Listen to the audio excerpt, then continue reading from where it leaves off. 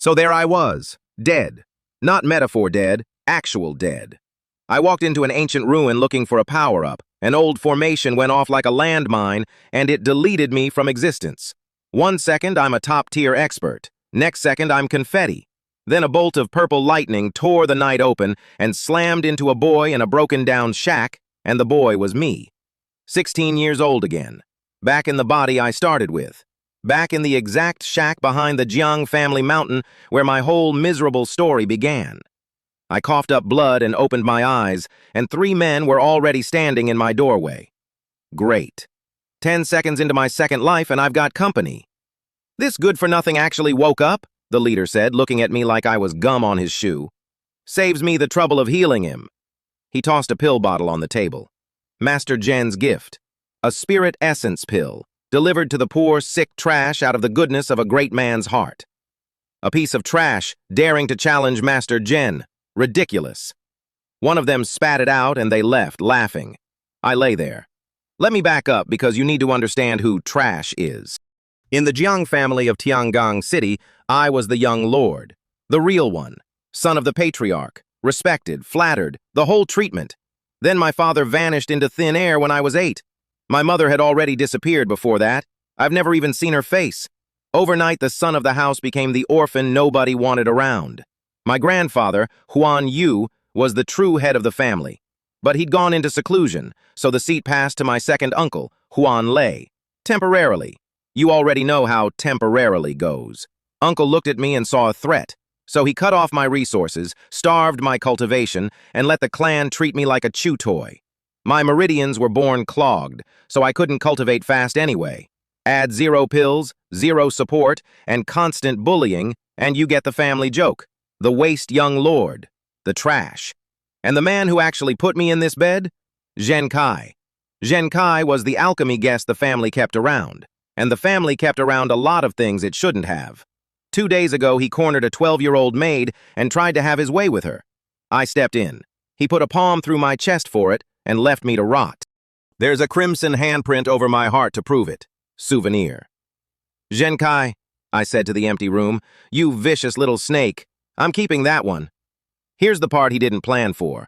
Last time around, I clawed my way out of this family, wandered the continent, and got scooped up by a genuine pill emperor. I became his disciple. I became the best alchemist alive. They called me the Pill King. In my previous life, I could out-refine Zhen Kai with my eyes shut and one hand tied behind my back. So I picked up that gift bottle, opened it, and took one sniff. Poisoned, obviously. Not enough to kill on the spot, that's the clever part. Zhen Kai dosed it light, planned to feed me 1 a day, let it stack in my blood until, oops, the trash simply passes away. No blame, no mess. In my last life, I only survived because I fled before the poison reached lethal levels. This time I smiled at the pill, because I also, finally, at last, had the one thing I could never use before, the ancient true dragon art. The ancient true dragon art is the supreme cultivation method of the primeval era.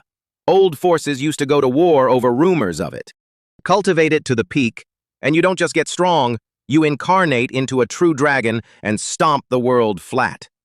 In my last life, I actually found the thing, divine skill of divine skills, and I couldn't run a single line of it.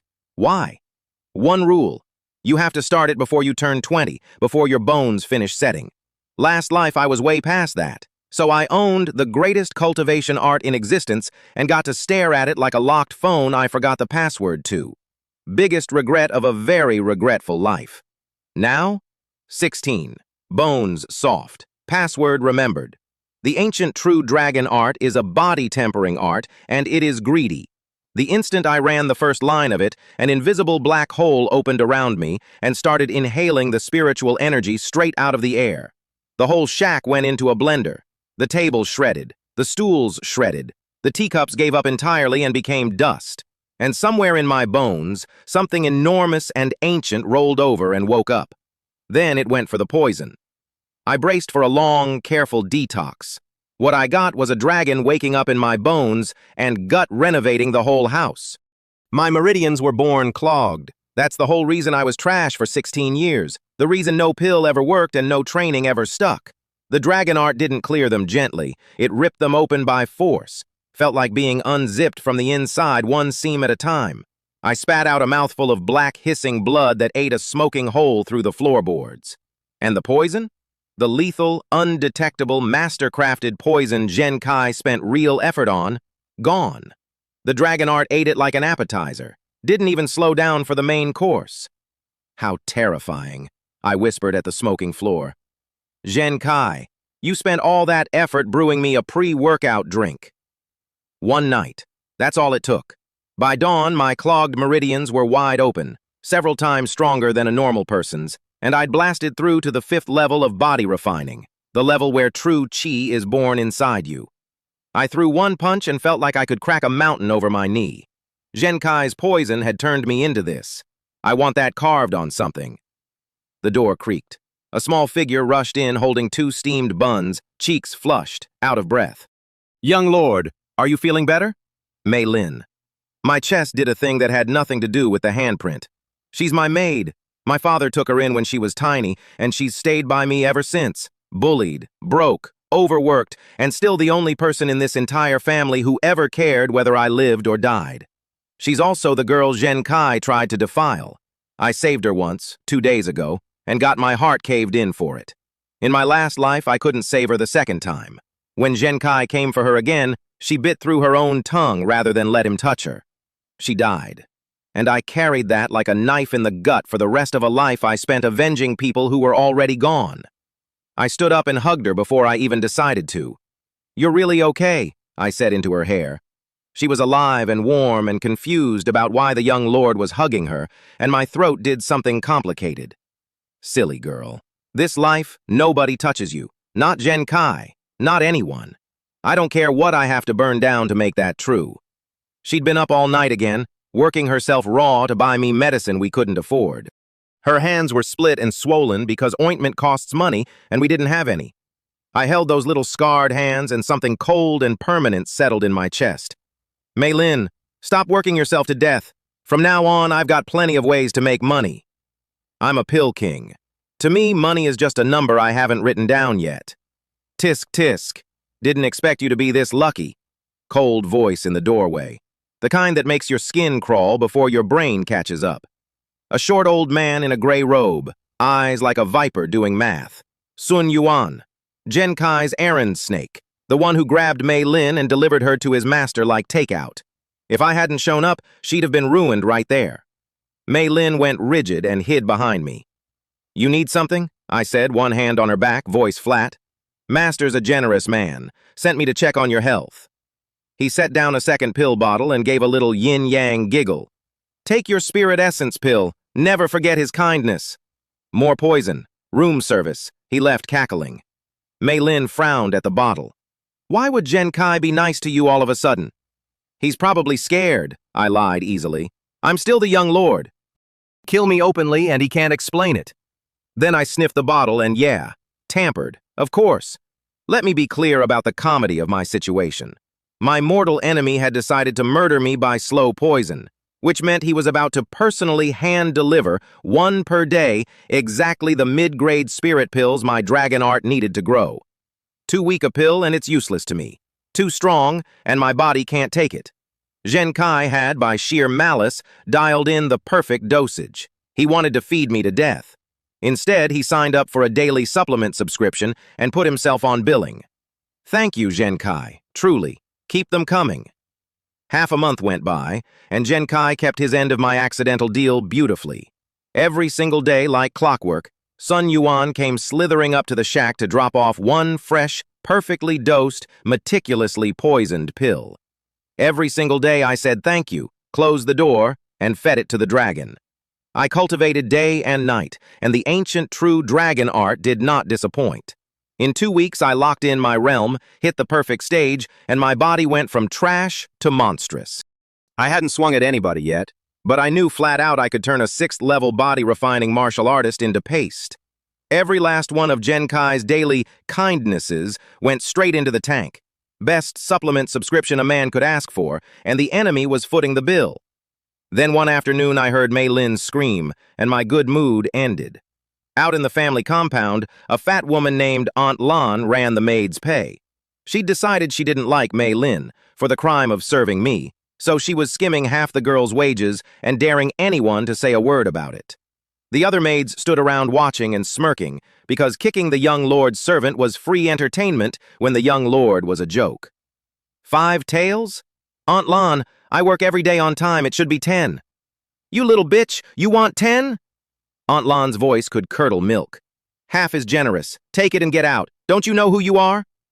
Too bad she serves a useless young lord, a maid tittered, and the rest of them laughed like it was the funniest thing they'd heard all year. Young lord is not trash. Mei Lin, blushing, gritted her teeth and stood her ground for me. For me. Shut up. Aunt Lan's fat face twisted, and she raised her hand to slap the teeth out of a girl half her size. I was there before her palm finished the swing. You dare touch Mei Lin? My true chi went off like a bomb, and the whole yard dropped 10 degrees. You're asking to die. Aunt Lan tried to change direction mid-strike. Smart.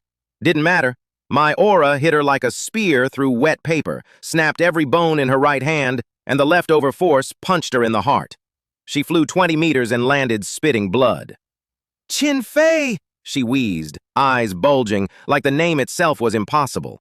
The maids stood there with their jaws unhinged, faces white as paper. Is that the trash? That trash? I walked over, nice and slow. How is this possible? You're clearly a piece of trash. She caught herself and switched to threats. Qin Feng, don't you dare! My cousin runs the Jiang family. Touch me and you're dead. Definitely going to die? I smiled. That's right. Ah! I stepped on her left hand, and she squealed like a pig at slaughter. Who told a servant she could get this loud? Stomp. Who gave you the nerve to hurt Mei Lin? Stomp. Threatening me with your last breath, bold. Stomp. I kept going, one foot after another, no pity in it anywhere. The other maids trembled and covered their mouths. Somewhere in their little heads the same thought was screaming, this is not the useless young lord. Qin Feng, stop! A middle-aged man in black robes came storming over, face like a thundercloud. 5th level body refining. The dragon art told me his level at a glance, the way it tells me everyone's now. Cousin, kill this trash for me! Aunt Lan's bloody face lit up with joy. This was Lan Wei, the Jiang family steward, the very man who'd been skimming my cultivation resources for years, handing me less than 1/10 of what everyone else got. He came in ready to end the useless nephew. Then he actually looked at me, and my aura landed on him like a mountain. Impossible, he breathed. This trash's realm is higher than mine. I turned it up. Somewhere behind my eyes, a dragon roared, and Lan Wei saw it. His face went ash. The air around him thickened until breathing was a chore. He broke out in a full-body sweat, took one look at the future, and did the only sane thing. He dropped to his knees. This humble servant Lan Wei greets the young lord. The yard went dead silent. The maid stared like the sky had cracked. Aunt Lan shrieked, Cousin, are you insane? He hit me! You have to avenge me! Lan Wei's face spasmed with pure hatred at her. She was a distant cousin cashing in on his name, and she'd just dragged him into a fight with something that had been playing dead in a shack for 16 years. Lan Wei, I said quietly. He flinched like I'd struck him. Tell me, who is the master of the Jiang family? His answer came instantly. Of course it's you, young lord. Smart man, I smiled, and the smile was not warm. Mei Lin, let's go. We left, and behind me, Lan Wei solved his own problem. He grabbed his screaming cousin by the neck and snapped it. Then he turned to the horrified maids and told them, in a very calm voice, that anyone who breathed a word of what they saw today would share her fate. He'd figured it out. The trash young lord had been pretending to be a pig to eat the tiger, and Lan Wei had decided, on his knees in the dirt, that he'd very much like to be on the tiger's side, which is how I got my first useful piece of furniture. That evening he knocked on my door, walked in wary, and knelt again. Young lord, forgive my ignorance. I targeted you. I withheld your resources. Punish me. Would a man like Lan Wei ever be loyal from the heart? No. He'd betray me the second the wind turned. But right now the wind was a dragon, and he wasn't about to test it. I should punish you severely, I said, but you repented in time, and my seat isn't secure yet. So here's your chance to make it up to me. You understand what I'm saying? Thank you for your mercy, young lord. From today, Lan Wei serves you unto death. He pulled out a fat stack of silver notes and pushed them across the table. Tens of thousands of taels, easy. Then he told me he'd report anything that moved, especially anything from Zhen Kai. I took the money. I had shopping to do. Here's the thing about a spy who's decided he's yours. Use him for exactly as long as it works, and never once forget what he is. Lan Wei was a knife I'd found on the ground, sharp, convenient, and someone else's the moment I looked away. But that money came at the perfect time, because a dragon needs to eat, and I had a shopping list from a life I hadn't lived yet. Late at night, behind the mountain, I lit a fire under a big iron pot. With Lan Wei's money, I'd bought herbs, a lot of herbs. Today I finally had every last ingredient I needed, not for a spirit essence pill, for something a full 7 years ahead of its time. The Zheng Yuan pill. Nobody's invented it yet. Won't happen for 7 years. Right now, in the entire alchemy world, exactly one person knows the recipe, and he's crouched over a soup pot in the dark with a rich family's money. It's more than 10 times stronger than the garbage Zhen Kai poisons people with. I formed the seals, the paste boiled, the essence refined out. The pot cracked. And there they were, a handful of ugly gray-brown pills sitting in the ashes. Ugly, I'll admit it. No pill furnace, no finesse, just a boy and a pot. Cosmetically, 0 out of 10. But the potency was there. Let's try it. Time was too tight to be picky, so I swallowed one raw. Nothing. I blinked. No reaction. Maybe I botched the volcano went off in my gut. A tidal wave of medicinal power exploded out of my belly and stampeded through my meridians, wild as a fire dragon on a bender. My face went red as blood. My veins bulged. My skin cracked and squeezed out ropes of dark filth, the last of the old poison, the old impurities, wrung out of me like a dirty rag. Refine it, I gritted, folding my legs and slamming the dragon art into gear. The dragon woke up and got to work. I'd made these pills in a soup pot with no furnace, which meant the potency came out feral. A normal cultivation art would have detonated trying to hold it. The ancient true dragon art didn't hold it. It ate it. The raging medicine bent to my will, screaming through my meridians, and my realm, which had been sitting one nervous step from breakthrough, cracked wide open. My soul lit up like a struck bell. For one clean instant, I felt like an actual ancient true dragon sweeping across the world, unrivaled through all eternity. Then, somewhere deep in my body, a strange little energy started to gather. A scale. Faint. Barely there. A single dragon scale, forming for the first time, breathing out the smallest wisp of a true dragon's arrogance. Here's what that means. The ancient true dragon art doesn't just make you strong.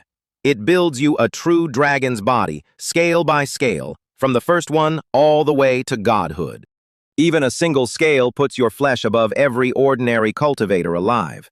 Grow all 36,000, and you stop being a man wearing dragon power and become an actual dragon, the beast that looks down on everything that breathes.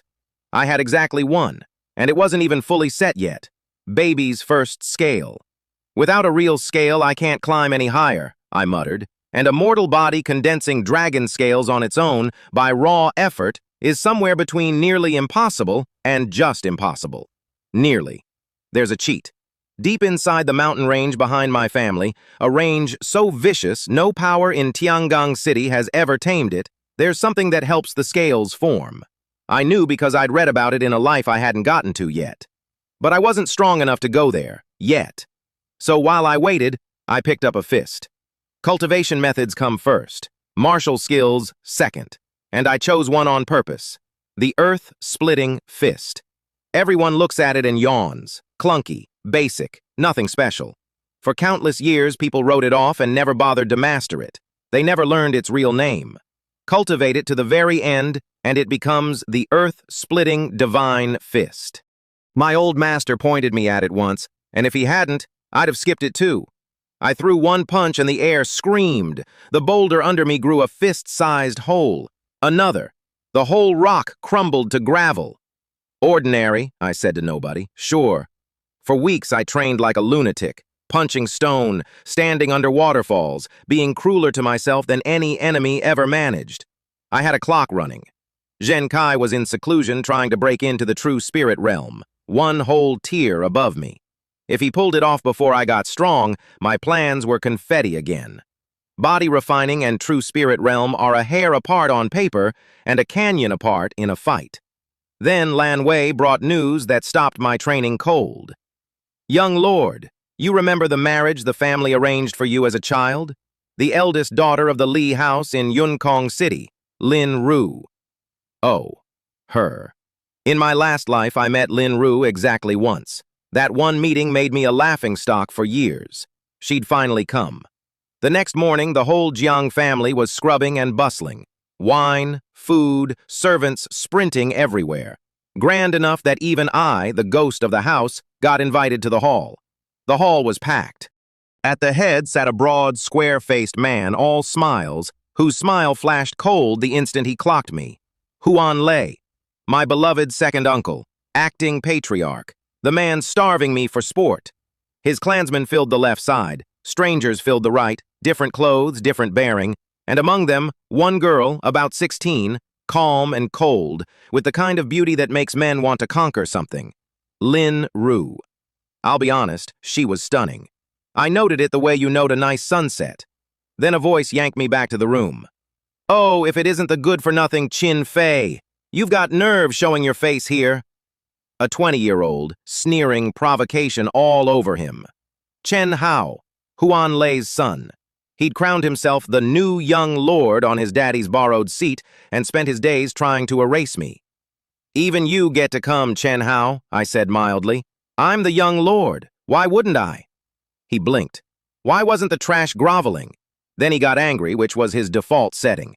You bastard! I'm the new young lord! You're trash! What gives you the right to talk to me like a person? Loud. Everyone turned, including Lin Ru, whose lips curved up just a hair when she saw me. Niece Lin, Huan Lei cut in smoothly. 10 years and you've grown into such a beauty. You flatter me, Uncle Wu. Cool voice, cold as a well. His smile froze. He hadn't expected the ice, but he swallowed it and pressed on. I hear you've been fortunate enough to join a sect. The hall detonated. That's right. 3 months ago, I became a disciple of the Shanghai sect. You could hear the elders' jaws hit the floor. A sect isn't a family. A sect is where the actually strong people live, with foundations hundreds or thousands of times deeper than ours. And the Shanghai sect wasn't just any sect. It was one of the 5 great powers. 16 years old and already true spirit realm, already Shanghai. She wasn't a genius. She was the thing geniuses point at. Huan Lei's tone went from patronizing to humble in half a second. Congratulations, niece Li. I came today for an old matter, she said and looked at me. Uncle nearly tripped over himself. Xiao Sheng, come to your second uncle. 20 years of ignoring me and suddenly I'm Xiao Sheng. The warmth was so fake I could have bottled it. I'll speak with him alone, Lin Ru said in a voice that didn't take questions. So we ended up in a garden pavilion, the two of us. You understand why I asked you here, she said. You want to call off the engagement, I said and sipped nothing. Go ahead. Last life, this broke my heart. This life, my heart didn't so much as ripple. That's what dying and coming back does to a man's perspective. She actually looked surprised. You don't hate me? No regrets? Why would I chain a woman who doesn't want to be chained? If we're not fated, we're not fated. And you did it in private instead of in front of everyone, so honestly, thank you. She stared at me like I'd grown a second head. She'd rehearsed comforting words for a devastated boy. She had none prepared for a calm one. I'll give her this. She was sharp. Right there, her curiosity flipped on. Back in the hall, she pulled out a brocade box. These are for you. I hope they take you far. 20 crystal-clear pills, and the entire Jiang family lost its collective mind. That's a rejuvenation pill. Round, white, delicate, breathing out a fragrance that lifted your spirits just standing near it. A Guiyuan pill, advanced grade. The kind that boosts even a true spirit realm expert, never mind us body-refining peasants. 20,000 gold coins, each, times 20. Chen Hao looked like he might faint from wanting. In his head, the trash would take the pills and then, obviously, be forced to hand them over. He was one step from true spirit realm himself. A few of these and he'd cross. Xiao Sheng, hurry and accept. Thank Jia Li properly. Uncle was sweating. I looked at 400,000 gold coins of miracle medicine. No need. The hall made a sound like all the air left it at once. Qin Feng, are you insane?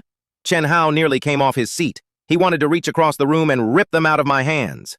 But Lin Ru got it in an instant. She read the whole board, the sneering cousin, the greedy uncle, the friendless boy, and quietly regretted not handing them over in the pavilion where nobody could see. All right, if you ever need anything, come find me at the Shanghai sect. She tucked the box away with real concern in her voice, and I clocked that too. Here's why I said no. I'm the pill king. I know exactly what a Guiyuan pill is worth, and I know exactly what happens to a friendless waste who walks around with 400,000 gold in his pocket. The second Lin Ru left, my dear uncle would gut me for it. Taking those pills wasn't a gift. It was a target painted on my back. So I gave uncle and his son one cold glance and walked out. Then I moved fast. Lan Wei, I'm leaving the family for about 2 months. Protect Mei Lin. Tell everyone she went back to her hometown to see relatives. He hesitated, playing dumb, but he could guess. So I laid it out plain. Lan Wei, I'm going to be somebody. Ride this now and your future is bright. He chose fast. Rest assured, young lord, Mei Lin is safe with me. I told Mei Lin to be careful, then I ran. Faster, faster. Get clear of the family before uncle's grief over 400,000 gold turned into a manhunt. Right on cue.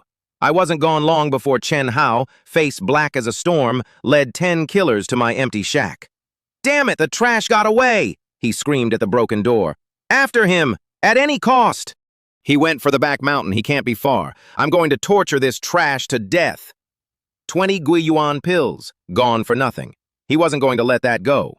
10 men, 9 at 6th level body refining, 1 at 7th. Huan Xiu, the strongest, Chen Hao's personal blade, on loan from uncle. 10 against 1. I ran the math and didn't like it. Can't fight all 10, I muttered, and blurred into the trees. Phantom step. My movement art, quick as wind, slippery as a ghost, impossible to pin. Sword chi split a tree beside my head. I dodged and kept going, straight for one specific place. Huangyu Forest. The men skidded to a stop at the tree line and would not follow. That trash ran into Huangyu Forest, Huan Xiu spat. It's crawling with vicious beasts. He's dead. But just in case, we camp here a few days. Vicious beasts. Yao beasts of the continent, ranked 1 to 9. Freaks that breathe lightning and spit poison and bend water and fire. The strong ones take human form and match a human expert blow for blow. Anyone with a brain stays out. Which is exactly why I ran in. Because deep in Huangyu Forest sleeps a strand of real dragon Kai. And to grow my first true scale, I needed it. I knew from a life I hadn't lived yet, or I'd never have walked in here so calmly either. Beasts are bloodthirsty and mean, I sighed. Please, please don't let me meet one. The forest heard me. The forest holds a grudge. Half a day in, 30 miles deep, the air went cold and wet and wrong. Noon, and the whole forest was dark. Too quiet. The kind of quiet that means something has already decided your lunch. A hiss behind me. Phantom step. I flung myself sideways as a bolt of blue venom hit the rock I'd been sitting on and melted it into a smoking pit. Then it came out from behind the waterfall. 10 feet of blue serpent, blood-red tongue flicking, eyes fixed on me. The azure flame sky crystal snake. Tier 1 vicious beast. 1 drop of its venom kills. Its hide so tough that anything below true spirit realm basically can't hurt it. Perfect. Truly. 10 seconds of quiet, and the forest sends me the one thing I can't punch through. I ran. It chased, spraying venom, dissolving everything it touched, and a corroded tree crashed down and cut off my path. No time to dodge. So I planted my foot, cracked the ground, and drove a punch straight into its skull. Earth-splitting fist. The air boomed. My fist tore through the outer hide and into meat, and the snake screamed. Then its tail whipped around and caught me square, and I found out what a mountain feels like when it's angry. I coughed blood and flew 30 meters through a row of trees before I stopped. Its defense is still a bit much for me, I wheezed. 1 scale. Just 1, and I'd fold this thing in half. No what-ifs in life. The snake recovered and lunged again. Hit the vital point. That's the whole plan. I ran the dragon art to dull the pain, Phantom stepped in, and drove a second earth-splitting fist into the exact spot 7 inches down its body. A wet, fist-shaped hole opened. The snake shrieked, looked at me with something that was almost fear, and fled. I coughed up a lungful of air soaked in sweat. Too close. If that thing hadn't had a fatal weak spot, I'd be a smoking pit myself. And then, before I could even catch my breath, a voice thundered from the trees. "Destroy it!" Sword light filled the sky like a dragon made of knives, and in a few breaths, the fleeing snake, the Tier 1 vicious beast I'd nearly died fighting, was diced into 100 pieces of meat. Cool. That's cool. Very reassuring. 5 people stepped out. The one in front was maybe 20, holding a blue snake-shaped sword, a snake mark carved between his brows, evil coming off him in waves. An outsider? Kill him. Nobody learns about my opportunity. Guess it's a running theme in this forest. Everybody wants me dead, and nobody thinks to ask me first. The snake mark told me who they were. Heavenly Snake Palace, an evil sect 1,000 years old, drenched in blood, with an old grudge against my master from my last life. And the kid with the fancy sword? I knew him too. Zhen Tian. In my previous life, Heavenly Snake Palace's golden boy. Hit true spirit realm absurdly young and rocketed up from there. The whole legend traced back to one thing. At 20, he found a strand of precious dragon Kai, and the snake became a dragon and flew. The same dragon Kai I came here for. So the young lord already knows where it is, I breathed. Then wherever Zhen Tian goes, I go. 2 of his men peeled off to hunt me. I ran, phantom step at full tilt, blurring through the trees like a ghost, but these 2 were stronger than me, and they'd catch up eventually. So I did the thing that keeps working in this story. I stopped running and turned around. One of them found me first, grinning, true chi coiling around him like a serpent tasting the air. A 6th-level body-refining trash? Provoking me? You're asking to die. Earth-splitting fist! We collided. My hands went numb from the shock. He was a full realm above me, and it showed I was barely hanging on. But something was moving in my chest. As the fight dragged, the earth-splitting fist started stretching toward its limit, and something new stirred behind my eyes. Kid, you're a 6th-level body refiner, and you've held me this long. Impressive.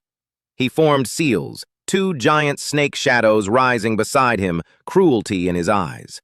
Shame you met me. Time to end this.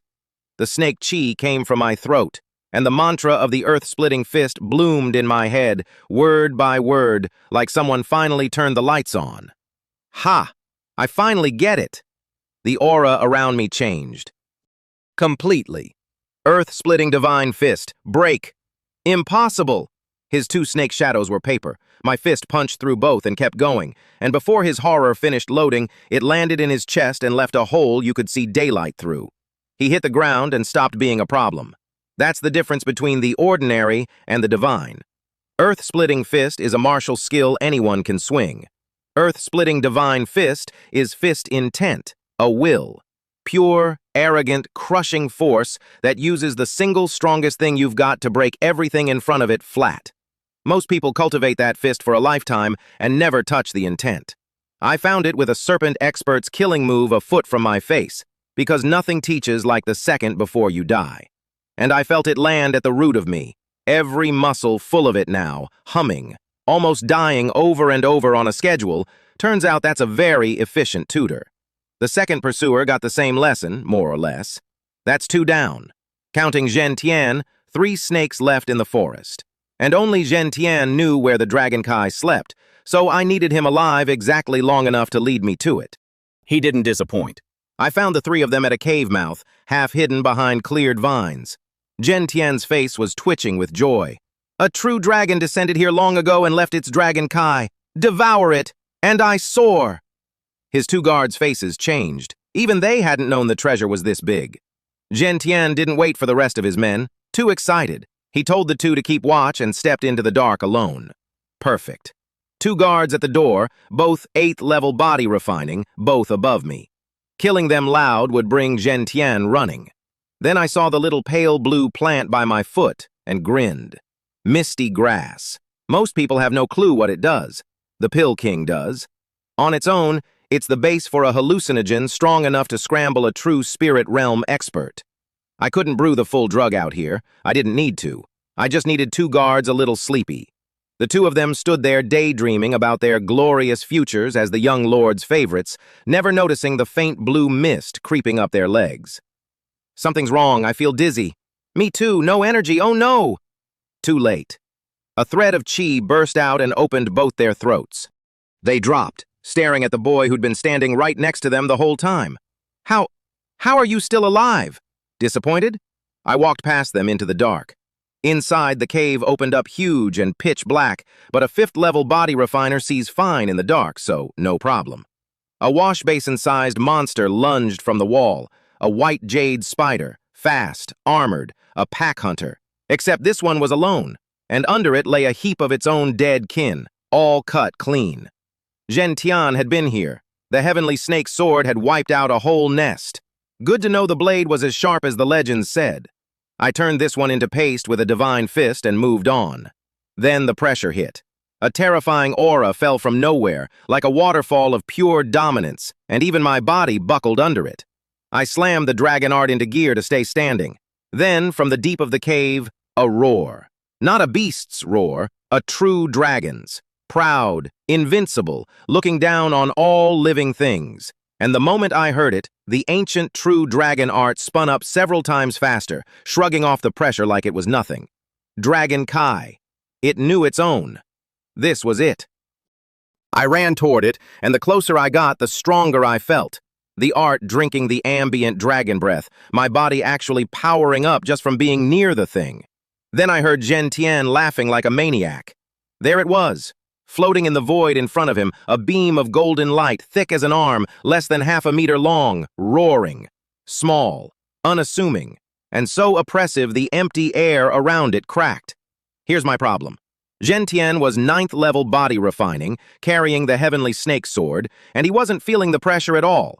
His sect's snake art let him tank it. Head on, I lose.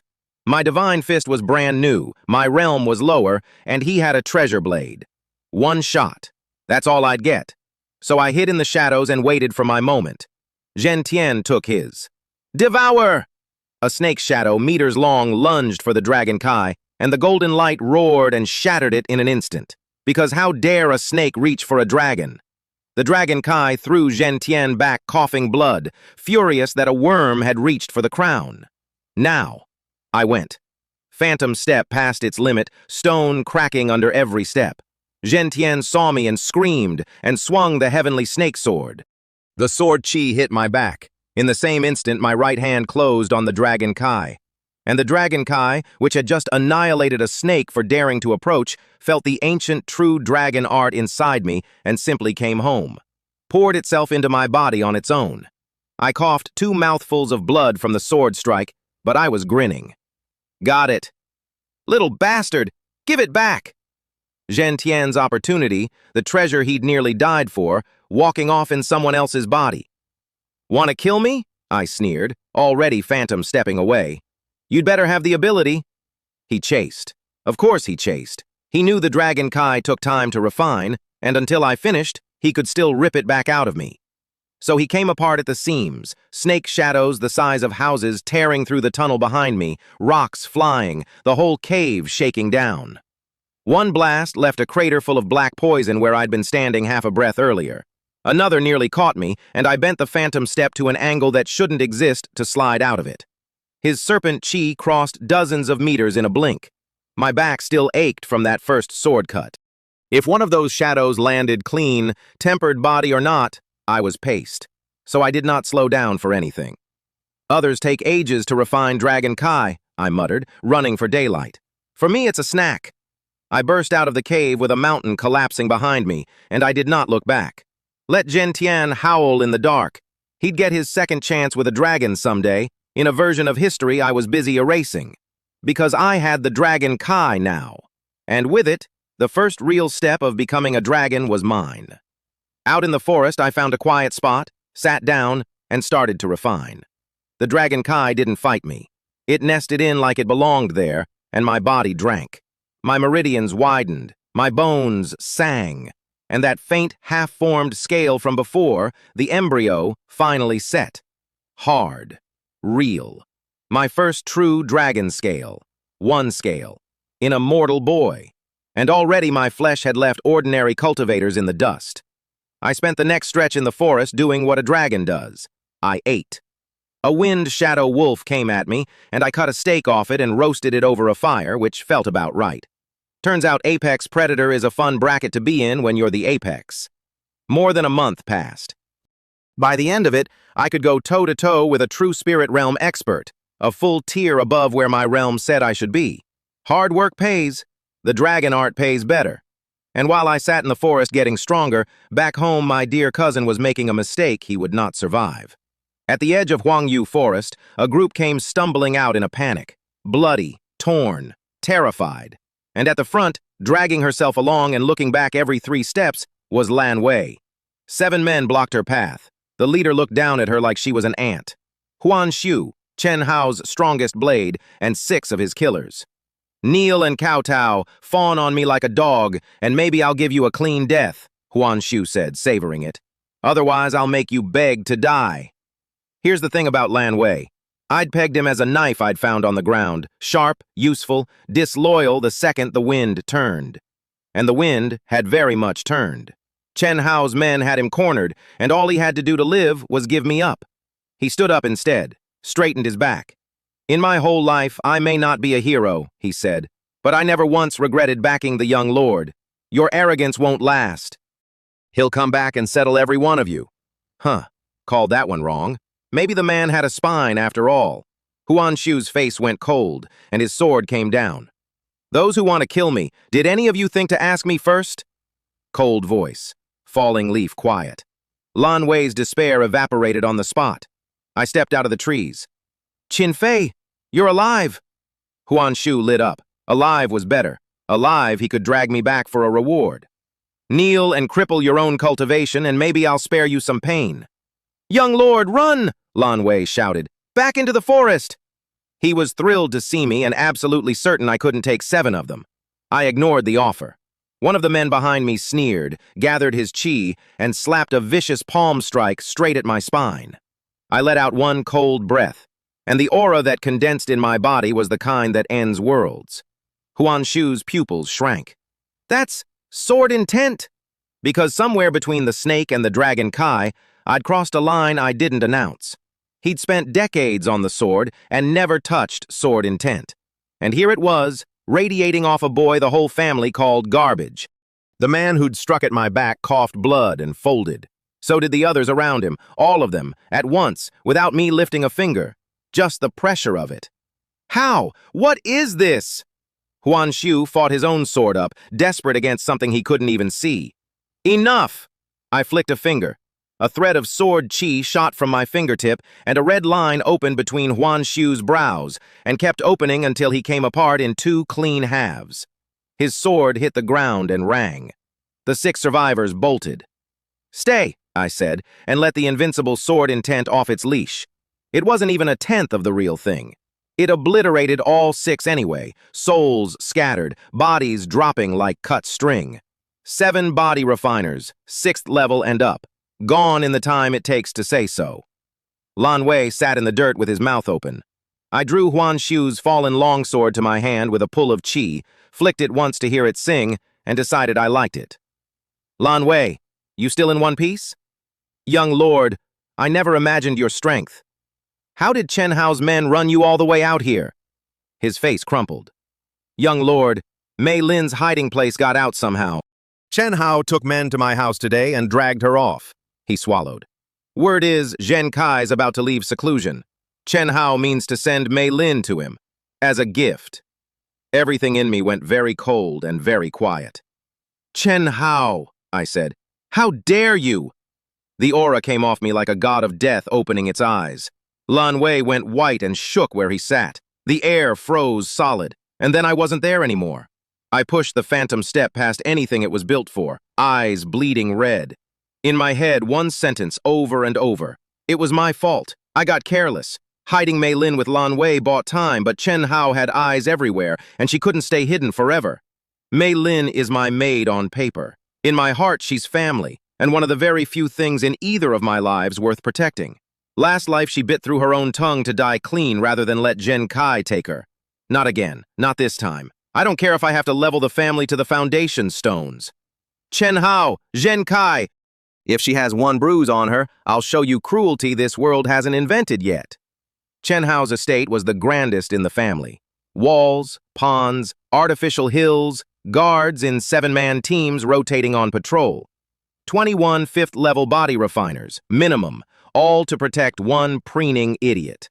Inside, that idiot was in a great mood. His men knelt around him, grinning. Young lord, the maid's been sent. Once Lord Zhen Kai leaves seclusion, he'll be very pleased with your gift. That maid's a pretty one. He'll be thrilled.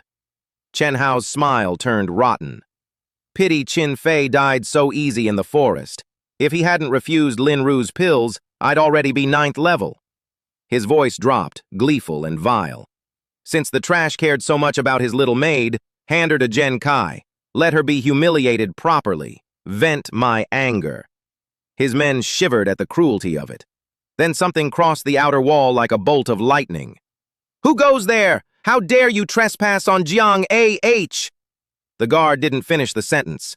Sword chi swept in and cut him in two, blood fountaining into the air. I came through the compound with the long sword loose in my hand, my hair loose in the wind, and not 1 gram of mercy anywhere in me. The more of them there were, the more I could kill. Today the whole family was going to learn the price of angering me. Protect the young lord! Stop him! Dozens of guards swarmed. I raised the sword and spoke. 7 absolute god-slaying sword technique. First sword. Soft as a breeze, soft as a lover's whisper in your ear. The sword chi gathered gently, the faintest ripple of light, and then it broke and tore through the yard like a tide, and several guards simply stopped being alive. Form the array! Form ranks! 20+ of them locked into a battle formation and pressed down all at once. Real weight. Enough to shove my foot into the stone and crack the ground under me. A formation pools everyone's strength into one hammer, and this one hit like a hammer. We've got him suppressed! Kill him! Their joy lasted about 1 second. Second sword. The 7 absolute god-slaying sword doesn't repeat itself. Each strike lands harder than the last, and the second was sword chi cold enough to freeze 19 continents. The formation lit up with pain, all of them at once, and blew apart like a dropped plate. Chen Hao, just then sprinting out of his room, caught a corpse, cut clean in half, thrown, landing right at his feet. He'd had 30+ guards. Now he had a courtyard of pieces. What? How is this possible? I was already on him. I don't have the patience for a monologue when Mei Lin's clock is running, so I skipped straight to the part where I broke him. A knee to the gut folded him. A punch, with a body tempered by the ancient true dragon art, hitting like a true spirit realm expert, swelled his face out of shape. Where's Mei Lin? Mei Lin? Your little maid? Ha! You have no idea how soft her skin is, how sweet she sounds when she cries. Punch. Another. Another. He vomited blood and howled, and his face deformed, and still I didn't stop, because there was a very specific answer I needed, and he was wasting my time. Talk. I'll talk, stop! Another punch, because he answered too slow. No, Brother Yue, Master Yue, I'll tell you everything. The names climbing as the beating got worse. Mei Lin, I gave her to Lord Zhen Kai. She's not with me. A flick of sword chi took his arm off at the shoulder before he finished. His scream chased me over the wall. I didn't have a second to spare for it. I threw him aside and ran for Zhen Kai. Because in my last life, Mei Lin bit through her tongue to keep this exact man off her. And in this one, heaven handed me a second chance, and I was not going to watch her die twice. Zhen Kai's palace was taller than Chen Hao's, grandest building in the whole family. The alchemist had climbed high on my father's disappearance, and by now he barely bothered to pretend the family wasn't his. 3 armored men guarded the gate. 7th-level body refining, all of them. Former Jiang men who'd sold themselves to Zhen Kai for a taste of his pills. This is Lord Zhen Kai's residence. Who said you could? One recognized me and smirked. Oh, it's just the useless young lord. What brings? He's covered in blood. First sword. The blade moved before they finished changing expressions.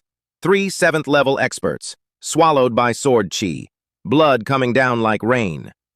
Former Jiang men who'd sold their loyalty for a taste of Zhen Kai's pills, and they got exactly what a trader's discount buys. Not a great morning for the door staff. "How dare you!" A giant true Qi handprint slammed down at me, powerful, skilled.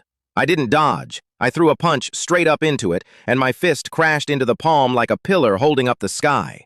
The clash blew a 50-meter crater and threw the caster back through a dozen more. Sun Yuan, the errand snake, the one who delivered Mei Lin like takeout and delivered my daily medicine. His hand shook, his face went slack with disbelief that the ant he'd been feeding poison to could punch like that. Impossible. You didn't die in the forest? And your strength, the poison should have... He did the math on his own timeline and couldn't make it work. "Enough talk," I said. "Give me Mei Lin." "Mei Lin? Your maid?" He grinned. "She's lying under Lord Zhen Kai right now, I'd imagine, enjoying his favor." My face went ugly, and Sun Yuan, reading the flinch as weakness, decided this was his moment. His hand twisted into a black claw, dripping corrosive qi. Demon hand, his signature move, the one that rots a man's meridians the instant it lands. His lips were already curling into a grin. In his head, I was already caught. Before the claw touched skin, the invincible sword intent came off me and swallowed it whole. Didn't even leave a ripple. The grin fell off his face like it had been slapped. "Break!" An invincible sword shadow fell and pinned him flat to the ground. He got one arm up to resist. The sword chi took it off at the shoulder. He rolled and wailed, and I stepped onto his back like a man wiping his boots. He looked up at me the way people look at their own death, and he still couldn't accept it. 2 months ago, I was trash. How could I possibly beat him? "Beat you?" I sneered. "More than enough." I raised my fist to end it, and a roar came from inside the palace. "You dare, brat!" The void rippled, and a man broke through it and landed in front of me. Tall, 30-ish, expensive robes, presence like a drawn blade. He looked at me the way you look at a bug on your dinner. Zhen Kai, my most hated enemy from a life I'd already lived. 9th level body refining, not true spirit yet. I checked first thing, and that one fact meant he was already dead and just didn't know it. "Qin Feng, I underestimated you." Hands behind his back, breezy, like the wind was pleasant today. A lowly ant making this much noise. If I hadn't been in seclusion, I'd have killed you already. "You're a dog the Jiang family keeps," I said, foot grinding into Sun Yuan. "Don't get ideas about becoming a person." "How dare you call Lord Zhen Kai a dog?" Sun Yuan shrieked from under my boot, absolutely certain his master's arrival meant I wouldn't dare finish him. "Qin Feng, release Sun Yuan, kneel, and apologize," Zhen Kai said. "Or even the young lord of the Jiang family gets erased for offending me." Here's what Zhen Kai was betting on. He was the family's only alchemist. Anger him, and the pill supply stops, and the whole family weakens. He genuinely believed no one, however strong, would dare touch him. I smiled the chilly smile. Then I lifted my foot and stomped Sun Yuan's skull flat. Snuffed him out mid-sentence, right in front of his master. Zhen Kai's eyes went round. "You, how dare you!" He slapped a palm out and the space itself went heavy, an ancient mountain shadow crashing down to crush me. Very swift, very impressive, worlds below what I was now. Off. One divine fist shattered the mountain. The leftover force snapped his arm like a dry stick. He screamed like a pig at slaughter. And I did not stop there. I grabbed the broken arm and swung him up over my head, slammed him into the ground. Again and again. Every impact a thunderclap. This was the man who put a palm through my chest. The man who nearly took Mei Lin. The man whose slow poison stole an entire lifetime from me the last time around. So I cashed all of it out at once, right there, and beat the great and distinguished alchemist across his own courtyard like a stray dog. His fine robes went to rags. His fine face went to pulp. Nobody would have believed this was an honored guest elder. He looked like a beggar somebody had already given up on. "Hurry! Stop! Right now!" Huan Lei stormed in with a crowd at his back and froze at the sight of his prized alchemist being used as a floor mop. "Huan Lei, how dare you humiliate me!" Zhen Kai screeched at the wrong person entirely. "Lord Zhen Kai, please, there must be a misunderstanding." Uncle scrambled, because a family without an alchemist is a family in decline, and here was his getting flattened. And underneath the panic, Uncle was doing his own math. The trash beat Zhen Kai. The trash. How? Zhen Kai, where's Mei Lin? I ignored Uncle's whole opera and kept my eyes on the alchemist. That bitch! Kick. To the chest. Seize him! Huan Lei's face iced over. He couldn't let me tear up his golden goose. Young lord? A soft voice. I turned so fast my anger stumbled. Mei Lin, running out of a room, eyes streaming, face red and swollen from crying. But her clothes were whole, untouched. Zhen Kai hadn't gotten to her. I let go of everything and crossed the yard and had her wrapped up before I decided to move.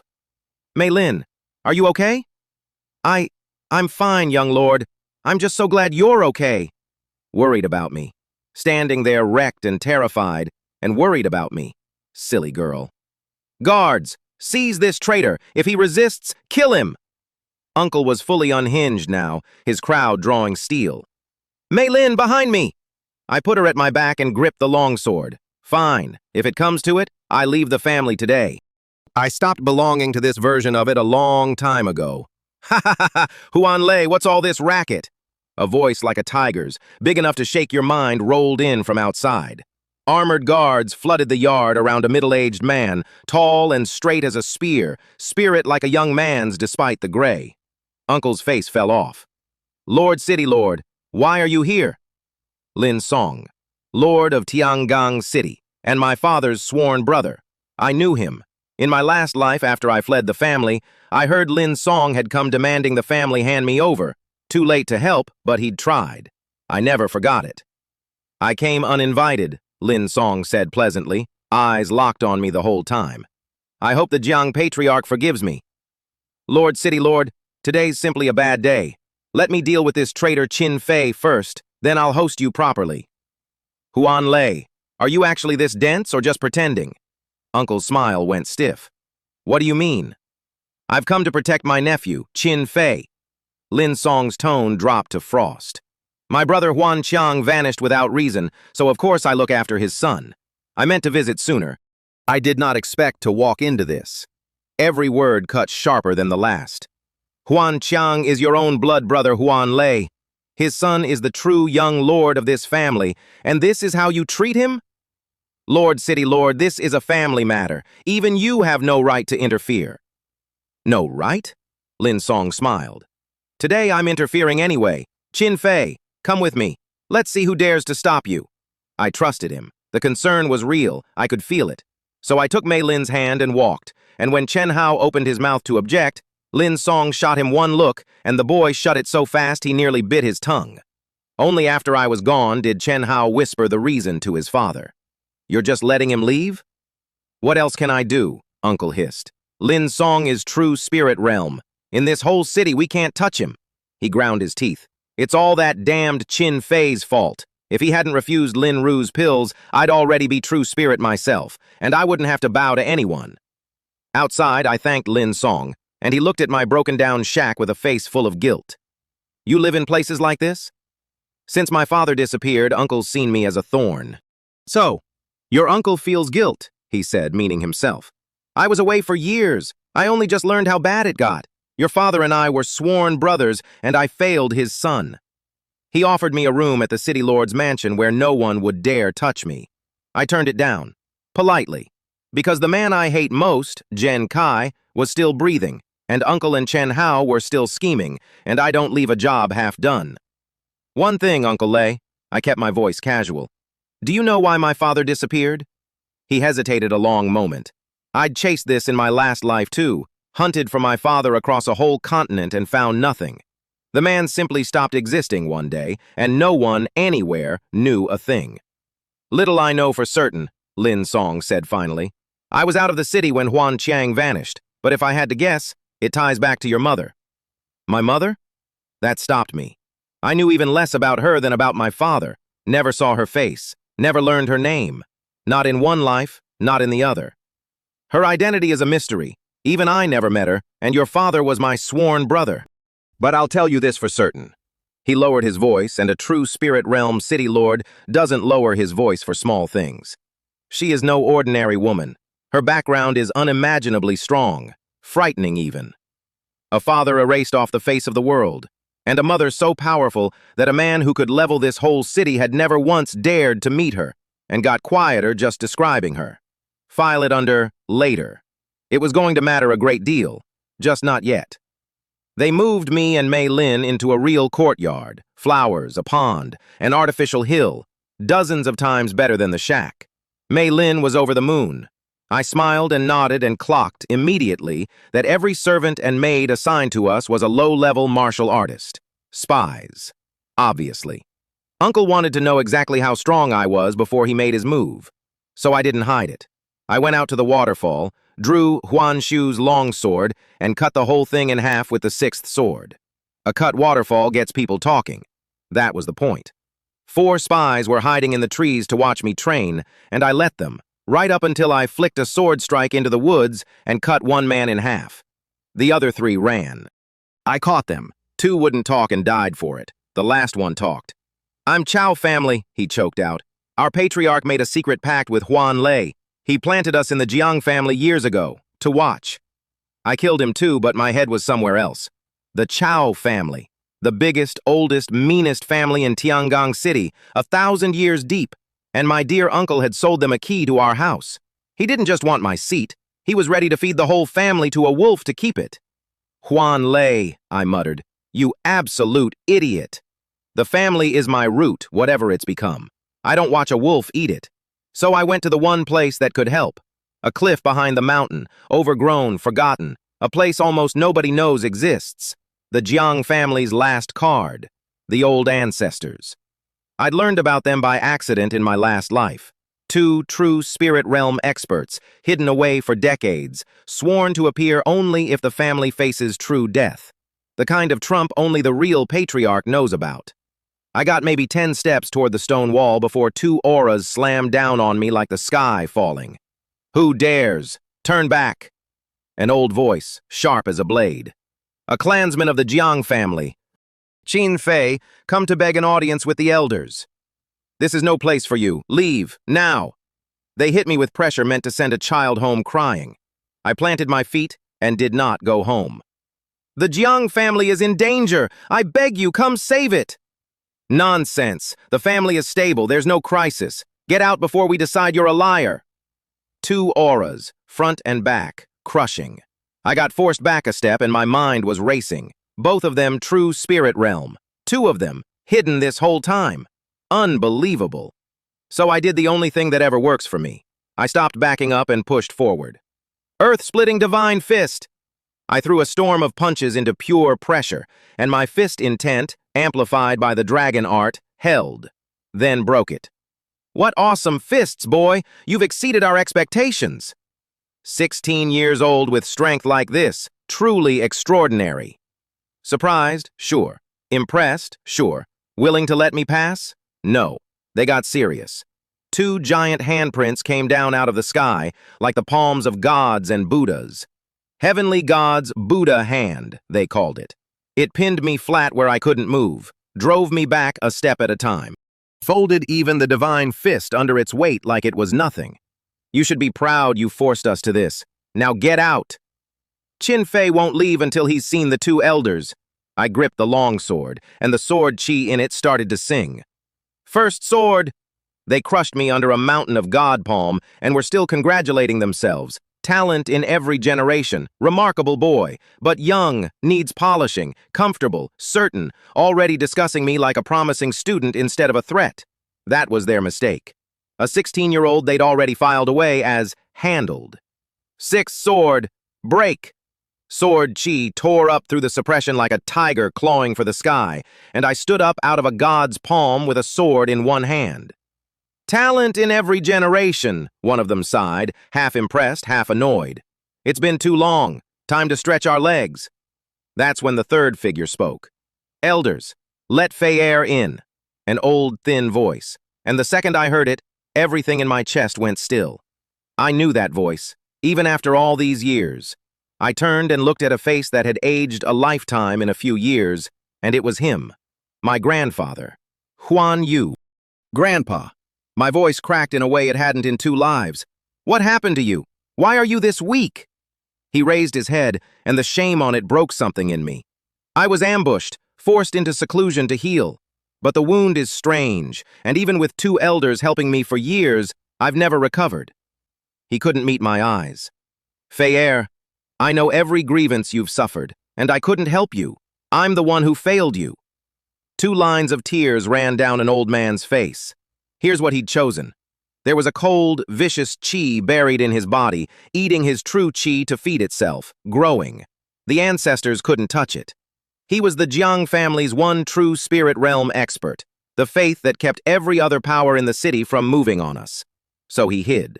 Because the moment anyone knew Huan Yu was dying, the vultures would come. He let the whole city think he was fine. He let his grandson rot in a shack. Because standing in the light, broken, would have gotten us all killed. How much longer do you have? A few years, at most. Then I can't hold it anymore. I looked at the frost eating my grandfather from the inside, and I reached out to touch his arm. Don't! Both ancestors shouted. Too late. The cold chi in him lashed out the instant my palm touched him, like a viper striking. It poured into my meridians and started tearing through me, the same frost that had been slowly killing a true spirit realm expert for years. The 2 ancestors went white. This was the thing they couldn't beat, now loose in a boy. My grandfather's face crumpled with fresh guilt. Sure, he'd just gotten his grandson killed the moment he found him. Humph, vicious, I said. Not enough. The ancient true dragon art woke up.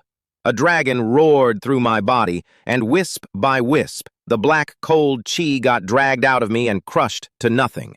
Because this is the supreme art of the primeval era. What's a little dead man's frost to a dragon? Then I did something the 2 old ancestors couldn't do in years. I reached back into my grandfather and started pulling the cold chi out of him too, wisp by black wisp, dragging it up out of his meridians and crushing it in mine. The 2 true spirit realm ancestors, the ones who'd been holding this frost at bay and losing for years, just stared. This boy's true chi eats it, one breathed. We couldn't even touch that chi. He's eating it. They'd been the family's last, most desperate secret, and a 16-year-old had just made their impossible problem look like a chore. The frost that gnawed my family's pillar down to nothing for years. The dragon ate it for lunch.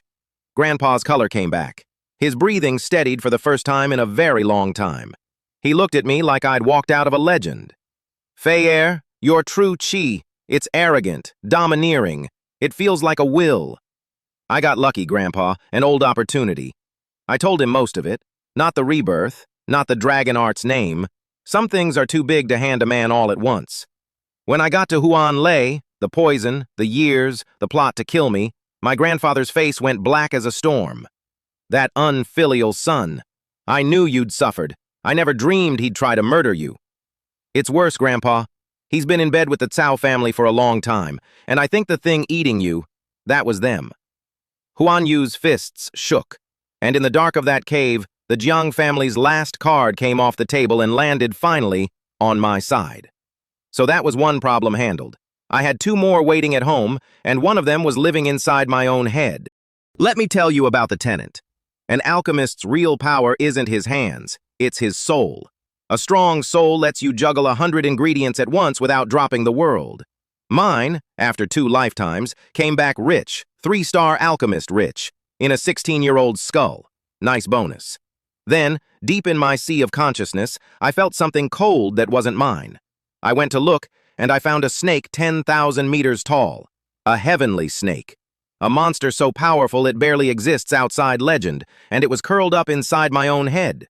When I killed Zhen Tian back in that cave, a thread of blue light left his body. I hadn't thought twice about it. Turns out it flew straight into me, and this was it. Not the real beast, just a sliver of its remnant soul, half destroyed, fast asleep. Good news and bad news. Bad news. There's a legendary apex monster napping in my mind. Good news.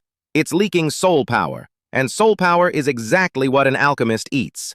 So I slapped a true demon seal on it, sat down, and started farming the sleeping god for XP. 2 weeks later, I broke through to 4-star alchemist. Off a monster's leftovers. Riveting lifestyle. What I didn't see because my eyes were closed the whole time, the moment I turned my back, the sleeping snake opened its eyes, looked at my soul, decided not to bother, and went back to sleep. File that under later. It was going to matter a great deal. Very much not yet. I was still glowing about the 4 stars when Lan Wei burst in, sweating. "Young lord, our clansmen were attacked, badly hurt." The Cao family. Some dispute over a shared mine, a broken contract, and a beating handed to Jiang clansmen to make the point. First move of a war. I walked into the family hall and into an argument. The Cao family had bloodied our people, and my uncle's answer was to swallow it. Take the loss. Keep our heads down. "What are these little grievances?" he was saying, aura pressing the room flat. "Next to the family's future. Endure it." The elders who hated the plan couldn't say so. The young clansmen outside seethed and could do nothing. Because Wan Lei was still the head of the family, and a head who won't fight is still a head. "It's clearly you who's afraid of the Cao family, Wan Lei. You just dress it up pretty." The hall went quiet. I walked in. "What's the trash doing here?" "Trash? Haven't you heard? Last time he crippled Chen Hao and Zhen Kai and killed Sun Yuan." That got a murmur going, and half of it was on my side. Turns out a family full of people Uncle had bullied has a lot of quiet fans of the guy who punches back. "Shut up, all of you!" Uncle's face iced over. "Qin Feng, these are elders. You're a junior. What right do you have to speak?" "I'm the young lord. That's the right." I looked at him. "When my father was alive, when was the Jiang family ever humiliated like this? What power ever dared disrespect us?" "How dare you? Who let you in?" Chen Hao started up. "Shut your dog mouth." One look sent him staggering back 3 steps, white as paper. His broken arm was still fresh. He remembered. "Guards, throw this traitor in the dungeon." A squad of Uncle's elite came at me, 8th-level body refiners, one of them slashing a sword strike meant to break bones. I threw one punch. A bloom of fist shadow went out, and the whole squad went flying. The hall stopped breathing. From nobody to this, every clansman staring like they'd dreamed it. "Qin Feng, don't get cocky. Watch this." Uncle drew his sword and unleashed the fierce tiger sword, the Jiang family's strongest technique, and I'll give him that, he'd actually mastered it. I gathered chi in my right hand and got ready to end my uncle where he stood. "Second brother, stop." A calm voice. A man in white walked in, unhurried, presence like nothing I'd felt in this family. My third uncle, Huan Jiang. Uncle Lei's sword vanished. His face went from black to afraid. I greeted Huan Jiang, and then I actually looked at him and got a shock. 9th-level body refining, peak, half a step from true spirit realm. Stronger than Huan Lei. If he'd wanted the family seat, Feng was never even in the running. "Fei, why so formal?" He smiled at me, warm, approving. "Second brother."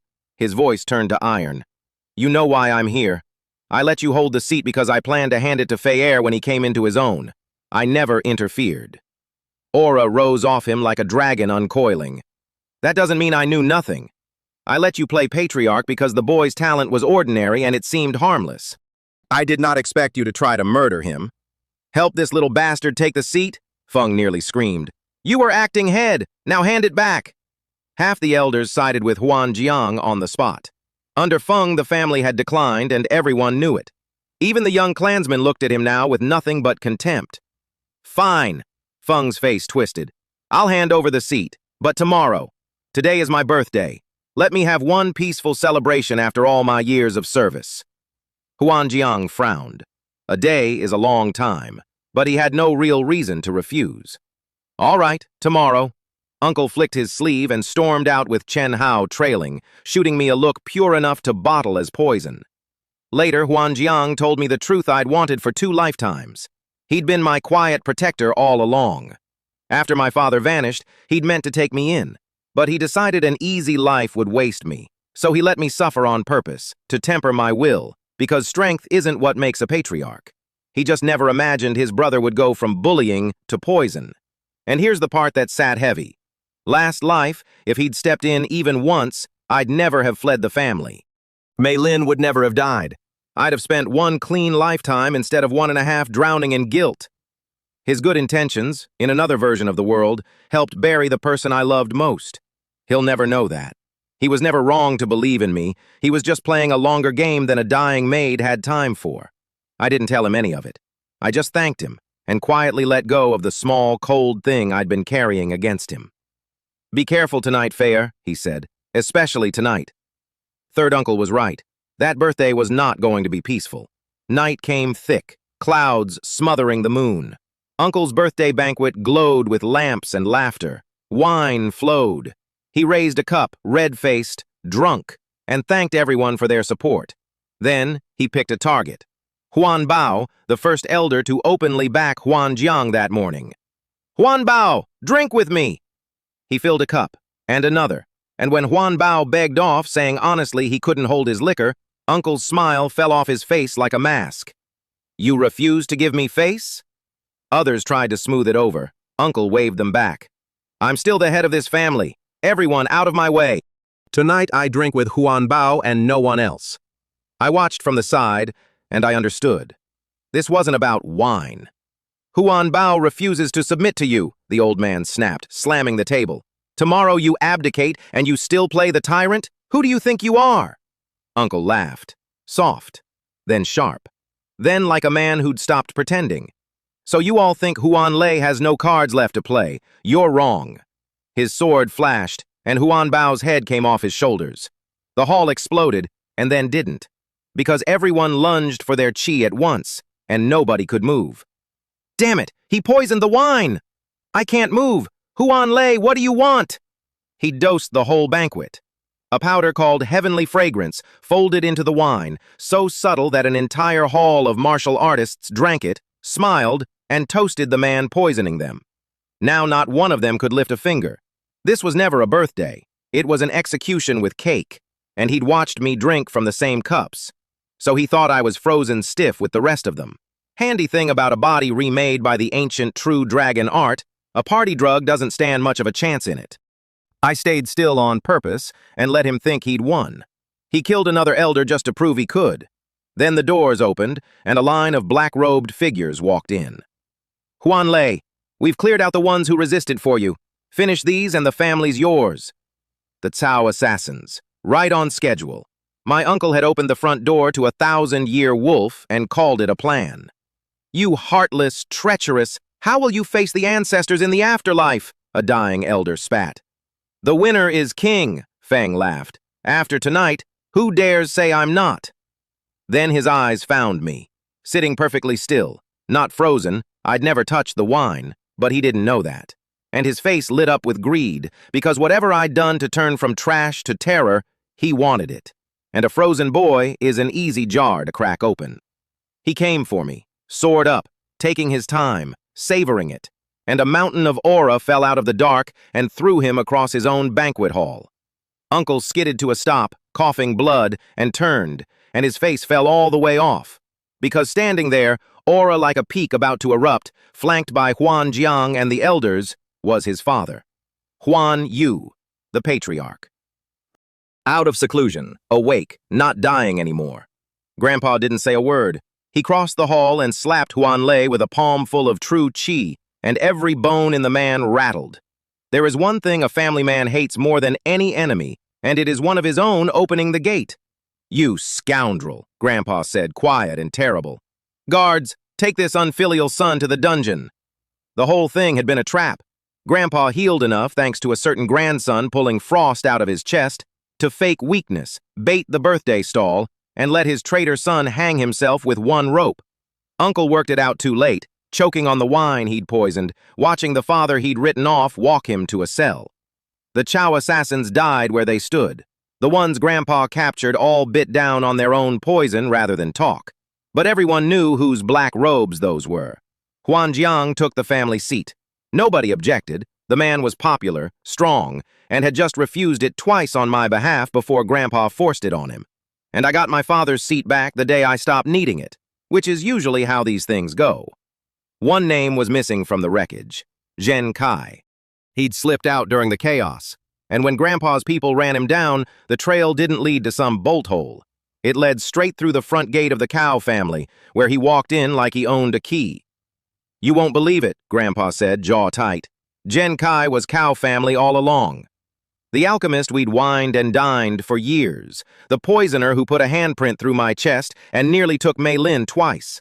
On Cao plant, the whole time. In my last life, this man cost me everything. Mei Lin's death, my broken foundation, a lifetime of guilt. So let me be very clear about the one thing on my to-do list. Gen Kai had to die, and I already knew exactly how I was going to do it, without lifting a finger. We went to the Cao family's front gate, politely, Huan Jiang up front as the new patriarch, me at his shoulder, asking, very reasonably, for our runaway alchemist back. Shu Guang met us himself, the Cao patriarch. Looks like a soft fat man, and is in fact 9th-level body refining, one breath from true spirit. His son, Qin Feng, sneered at me from the side, the way rich boys sneer at people they've decided are furniture. Gen Kai? He offered us a better price, Qin Feng said. Perfectly normal that he switched, isn't it? So you won't hand him over, I said. Can't agree to that. That's fine, but surely we can at least ask him a few questions. Then we drop it. What do you say? Shu Guang couldn't find a reason to refuse a chat. He sent for Gen Kai. The alchemist swanned in, complaining, "Family master, I'm in the middle of a breakthrough, don't disturb me." Then he saw me sitting there, and his eyes went thin. "Gen Kai," I smiled, standing, walking to him slow. "Finally out of your hole." He forced calm. I got close, and as I passed him, I flicked one thread of pale blue fluid off my finger, into him, silent, gone before anyone breathed. "Family master," I said, turning back to Shu Guang, all ice now. "Last chance. Hand him over?" "Gen Kai is my Cao family's alchemist. His safety is guaranteed." "Then don't regret it." I bowed, we left, and Huan Jiang asked me on the road what exactly I'd done. I told him, and a few very tough men got a little pale. Here's the recipe. Gen Kai is the Cao family's prize alchemist, which means they house him well, which means the Cao elite live right next door. So I didn't poison him, I drugged him. With something that turns a man's wants up to a scream and his judgment down to 0. Whatever he wanted, he was about to want it badly enough to die for it. I figured he'd grab a maid. I did not plan for him to find Qin Feng's beloved wife wandering the hall. He found Qin Feng's beloved wife wandering the hall. The rest wrote itself. A kick-down door, a husband who liked that woman more than anything he owned, and a scream through the whole Cao residence that I could hear from outside the wall. Going smoother than I planned, I admitted. By the next day, all of Tiangong City knew 2 things. Gen Kai had left the Jiang family for the Cao family, and Gen Kai was dead, caught with the young master's wife, killed by the young master's own hand. The great and distinguished alchemist, undone by his own zipper. The whole Cao family became the punchline of the entire city. Every tea house and street corner ran the same story, whispered with the same delighted grin. The Jiang family let their alchemist escape to the Cao family, and look how that turned out. Qin Feng, the proud young master, smashing his own halls to rubble because he couldn't stand to hear the word wife. The poisoner who'd spent a lifetime quietly ruining people got ruined by the one thing he already was, and the last hand to touch him was his own boss's. I didn't throw a single punch. In my last life, this man cost me everything. In this one, I killed him with a whisper and a locked door, and he never even knew I was in the room. Mei Lin, somewhere across the city, was alive and safe, and would never know how close the knife had come. Never know there'd been a knife at all. That was the point. That was the whole entire point. The Cao family did not take it gracefully. Shu Guang wasn't a fool. He knew Gen Kai was a coward who feared the strong, and cowards don't jump their host's wife on a whim. He smelled a setup, traced the smell to the Jiang family, and swore we'd pay 100-fold. Then he made his move, the smart one. He shut off our pills. Every family, every shop in the city suddenly refused to sell the Jiang family a single pill. Money didn't matter. Nobody would take it. And a cultivating family without pills is a family that slowly starves. It was clever. It was patient. It was exactly what I'd have done in his shoes. In the family hall, the elders sighed and wrung their hands and couldn't find a way through. Then Grandpa turned to the quiet junior in the corner. "Fei, what do you think we should do?" He was mostly just asking, but every elder turned to look at me because by now that had become a habit. "This one's tricky," I said, scratching my head. Then I let it sit a beat. "But not impossible. Give me 2 days. I'll fix the family's pill problem." "Young lord, this is no small matter." "I know, because I know alchemy." The hall made that sound again, the one where all the air leaves at once. Even Grandpa, a true spirit realm expert, shot to his feet. "Feyer, you know alchemy? If it's just a spirit essence pill, easily." They looked at me like I'd claimed to be able to breathe underwater. Alchemists are rarer than dragons in a town like this.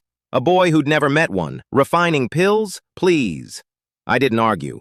I had something better than an argument.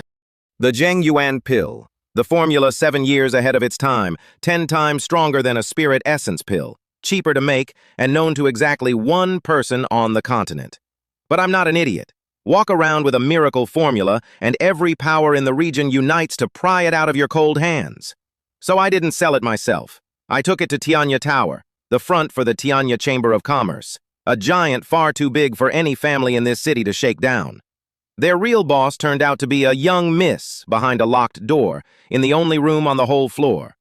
I heard her voice before I saw her, soft, 3 words long, and even I felt something in my chest catch fire that had absolutely no business catching. Alluring doesn't cover it. Her voice alone could talk most men clean out of their souls. The room was a rich woman's boudoir, all pink and silver, incense burning something rare enough that even the Jiang family couldn't buy it. Every teacup in there cost more than my old shack. And in the middle of it sat Yan Ning, who poured me tea, smiled like she already owned the room, and did the math on me faster than anyone had in 2 lifetimes. I kept it clean and simple. She gets the Zheng Yuan formula. The Jiang family gets 10,000 pills a month, and I take 30% of every sale after that. She agreed without blinking, which told me she'd already decided I was worth more than the deal. Then, the second I left, she told her people something sharp.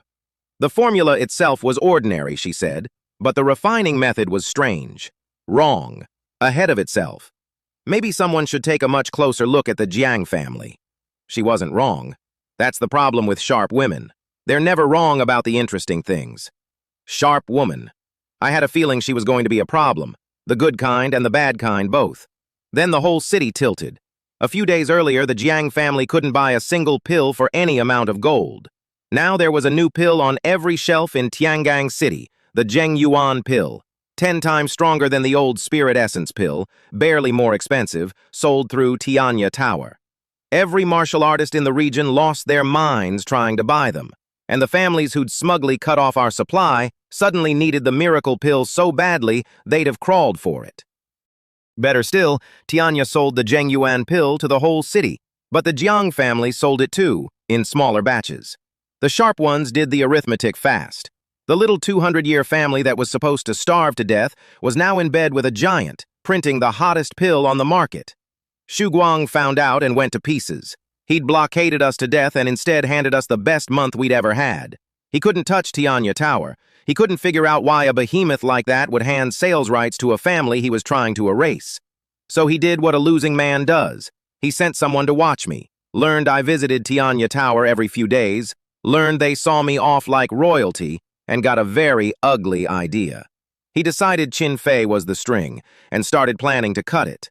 On the road home, I felt the eyes. A soul this strong doesn't miss a tale. A dozen-plus men, waiting, well-prepared. 2 of them 9th-level body refining, a couple more at 8th. Serious money for one teenager. The Chow family had finally run out of patience. "Qin Feng, our patriarch invites you for tea," one called. "Be smart about it." "Tea," I said. "No. I think I'll suffer instead." They came all at once. Tiger claw palms, a swift wind sword, an overlord fist, an earth-shaking kick, a dozen killing arts hitting the same second, the air going thick as tar. I didn't draw the sword. These weren't worth the sword. Earth-splitting divine fist. One punch went out like a dragon-shaped tornado, and the front man's palm exploded, blood up, body gone. The leftover force shattered every other strike in the air, and the ambush stopped believing its own briefing. Impossible. Isn't he a good-for-nothing? How much has the Jiang family been hiding? Then they got scared, and scared men make it fun. 4th sword! 2 more pulverized before they landed. 5th sword! A void wall went up, and I cut it in half in 2 breaths. I let one of them tag me on purpose, a 9th-level fist to the back, their whole team piling on, the kill they'd been praying for. They cheered. "Boy, today you die at our hands!" "Heh, is that so?" Their best shots landed on a body tempered by 2 dragon scales and did roughly nothing. A dragon roared out of me and blew the whole pile off their feet. 6th Sword. A storm of sword chi spun up around me, a tornado of blades, and everything it touched came apart before it could hit the ground. A dozen Cao experts, gone on a public road, no bodies left for anyone to find. Because a man who declares war on my family should learn, quietly, what happens to the soldiers he sends. The message got through. Shu Guang couldn't figure out where his men vanished to, and I went home and told Grandpa exactly one thing. It was time to stop defending. Time to end the Cao family for good. Here's the thing about a 1,000-year family. You don't outwait it. You have to break it while you still can. The Cao family had heritage, wealth, numbers, and this was the part that kept Grandpa up at night. Almost certainly a hidden old ancestor of their own. A true spirit realm trump we couldn't see. Maybe more than one. Attack them and lose, and the Jiang family gets wiped off the city map. So I did the only thing that made sense. I made us worth betting on. For days, I drilled the clansmen like a drill sergeant with a grudge. No mercy, no coddling, the same brutal training I'd used to build myself. Grandpa and the elders watched the young Jiang fighters harden day by day and got a little emotional about it. Turns out a family full of people who've been bullied their whole lives hits very hard once you point them at the right wall. Only a war forges real experts, I told them. And before the real one, I gave them a warm-up. 50 miles out sat the Greedy Wolf Stronghold, a bandit fortress that had squatted in the mountains for decades, easy to defend, impossible to storm, run by a 9th-level body-refining chief named Wei Long. Every force in the city had tried to clear it and failed. Perfect training dummy. We went at night. The outer lookout post gave us the first taste of what we were dealing with, a ring of laughing brutes and 3 captured women on the ground. My clansmen went through the brutes like a scythe. Then one of the freed women, shaking, thanked us, begged us to avenge her honor, and before I could move, threw herself headfirst into a rock and was gone. I stood there with my fists shaking. Too fast. No time to stop her. Some things you don't get to fix even with a whole extra lifetime. Kill them, I said, looking up the mountain. All of them. Then I turned my grieving, furious clan loose on a fortress, which is one way to teach a lesson.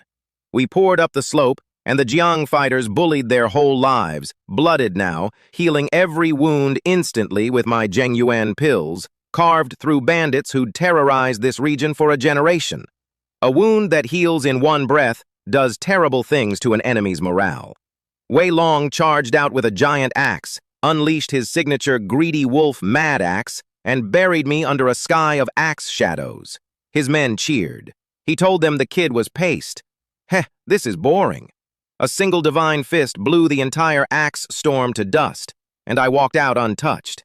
Impossible! How did you break my... Nothing's impossible in front of me. Phantom step, one punch, and the 9th-level chieftain who'd ruled these mountains for decades came apart like wet paper.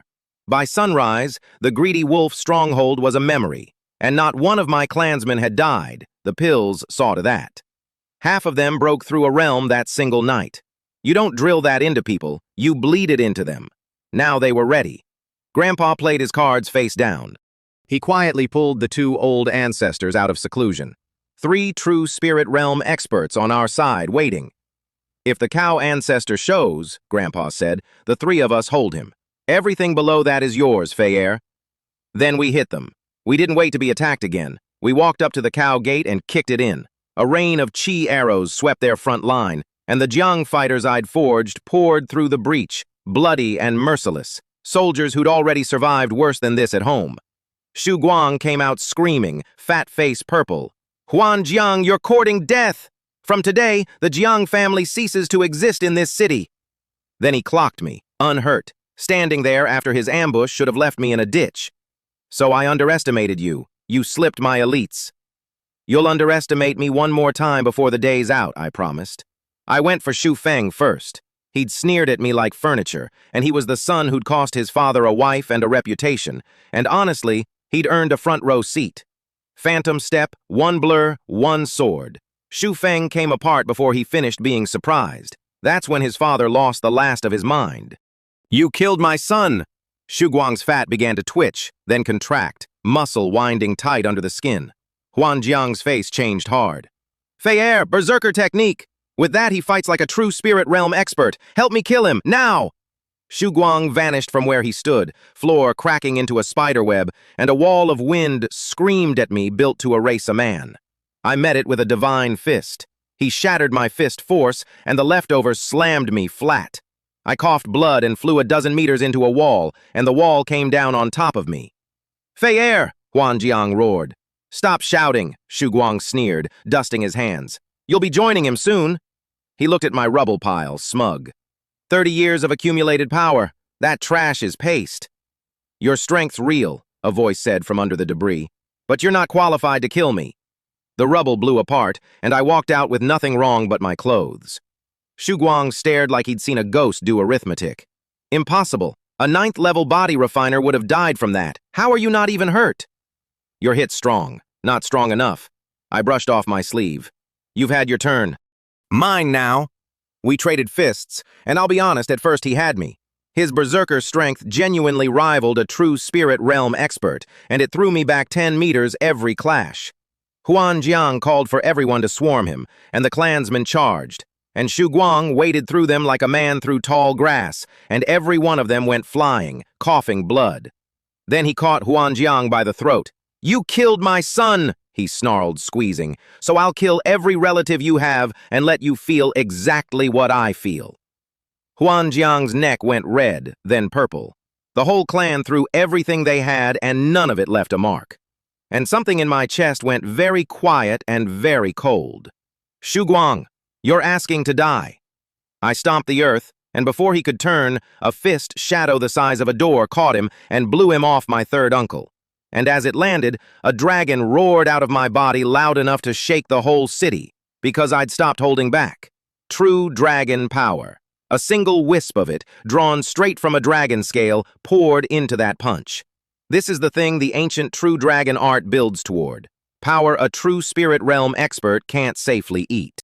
Xu Guang, the berserker who'd been swatting my whole clan, took one true dragon fist and went white to the lips. "Impossible! You're this strong? You cultivated a body-tempering art too." "Old man," I said, "you talk too much." I gave him the dragon. He didn't believe it at first. He gathered true chi into a whole city of sword energy, 30 years of a 1,000-year family's finest technique, and threw it at a 16-year-old. I walked into it. The divine fist met his masterpiece, and the masterpiece lost, and his face did the thing all their faces do. That specific shade of green that arrives right before the world stops making sense. Fist after fist, earth-splitting divine fist stacked with true dragon power, each one heavier than the last. The berserker who'd been swatting my whole clan a minute ago had less and less to swat back with.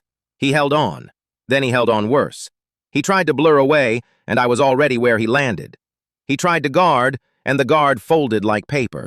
Then I found the opening and buried a fist in a vital point. And Xu Guang, 30 years of accumulated strength, patriarch of a 1,000-year family, cracked apart down the middle, spat several mouthfuls of blood, and collapsed. Finished. He did the only thing he had left. He screamed at the sky, "Old ancestors, are you not going to move?" And the sky answered. The void tore open, and a shadow dropped through it, aura like a falling mountain, and everywhere its chi touched, Jiang fighters coughed blood and folded. A true spirit realm expert. The Cao family's hidden card, finally on the table. This one's smarter than Grandpa and the elders, I thought, gripping my sword. This is going to be bad. I spun up the true dragon power in both my scales and got ready to spend everything. Then 3 figures dropped out of the sky to meet her. "That vicious chi," Grandpa said, and his voice could have frozen a river. "You're the one who ambushed me all those years ago." Huan Yu and the 2 old ancestors landed between the Cao ancestor and my clan, and 3 true spirit auras went up like 3 mountains. The Cao ancestor turned out to be a woman. Old, cold, eerily beautiful, 50-something, and stronger than all 3 of ours put together. True spirit realm, 4th level. "Huan Yu," she said, almost bored. "You're very lucky to still be breathing." 3 against 1, and we were losing. I could feel it. And it made no sense. Because we'd known this was possible. Grandpa had walked in ready to lose, ready to see the Jiang name struck from the city. A 1,000-year family should have more than one hidden ancestor. So where were the others? Why send one? Why send this one? Then I looked closer, the way only a man tempered by the dragon art can look, and I caught it. Her aura was peak true spirit realm, and underneath, subtly, wrong, disordered, trembling, held together by force. Her chi was a mess. She was being propped up. I got it in a heartbeat. The other Tao ancestors couldn't come. Locked in their own seclusion, at some critical stage, they couldn't break for anything. This one had been dragged out early, half-cooked, and shoved onto the field to bluff. "Grandpa! Elders!" I shouted. "Her chi's disordered. She's not at full strength. Kill her, now!" They caught it the instant I named it. And 3 true spirit realm experts who'd been fighting scared suddenly fought like they had nothing to lose. "Kill!" The 4 of them collided, and the sky came apart. True spirit realm auras, 4 of them, swirling into one storm that scattered the clouds and flattened what was left of the Cow Mansion into a field of craters. Every martial artist in the city felt it and turned to look. I stood in the middle of it with true dragon power in both scales, ready to jump in, and honestly barely able to hold my footing in the backwash. She fought like a cornered god. Black mist poured off her, alive, hungry, eating true chi like acid wherever it drifted, and for a breath she clawed the momentum back. Grandpa and the 2 ancestors answered with everything the Jiang family had ever hidden: blazing sun divine skill, cold water divine skill, a tiger-splitting art, 3 ultimate techniques at once: fire, flood, and a phantom tiger, all screaming down on one disordered old woman. Then she screamed. Her own chi turned on her, her body shook, the mask cracked, and the 3 of them traded one glance and unleashed their killing moves as a single strike. The Cow ancestor came apart in a rain of blood across the sky. They killed a 4th-level true spirit realm expert. Say that out loud. On a good day, she'd have folded all 3 of them in a few moves and never broken a sweat. She just never got a good day. Because a 16-year-old, standing on the sidelines, watched the strongest person on the field and noticed her hands were shaking. Grandpa stood there panting. "I never thought we could pull that off." "We got lucky," the Grand Elder said and looked at me. "Fei noticed. That's the only reason we could go all out." Then Grandpa's face turned to iron, and he gave the order that ended it. "Take everything the Cow family owns. Every member who resists, execute them." And just like that, it was over. The 1,000-year Cow family, the terror of Tiangong City, swallowed whole by the trash family they'd planned to eat. The whole city lost its mind. Nobody could believe it. The 200-year Jiang family destroying the 1,000-year Cow family? Is this a dream? Then the numbers sank in, and the disbelief turned to fear. The Jiang family had 3 true spirit realm experts. The Jiang family had clansmen who fought like devils and didn't stop for wounds. A family like that could put a boot on every neck in Tiangong City. So the whole city came to the gate, congratulating, allying, apologizing, tripping over their own robes to get on the right side of us. In a few days, we swallowed every scrap of the Cao family's 1,000-year fortune, resources, techniques, a mountain of weapons. And the little family that was supposed to starve to death became, overnight, the thing everyone else was afraid of. Then we threw a banquet, and the city lord Lin Song himself came as an honored guest, which told every power in the city the last piece of the math. The day of the battle, the city lord's mansion never lifted a finger to stop us, on purpose.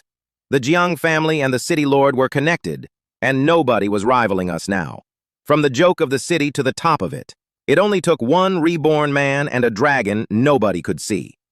But I didn't stay in the hall to enjoy it, because the victory I actually came back for 2 lifetimes to claim was happening in a market, and it had nothing to do with power.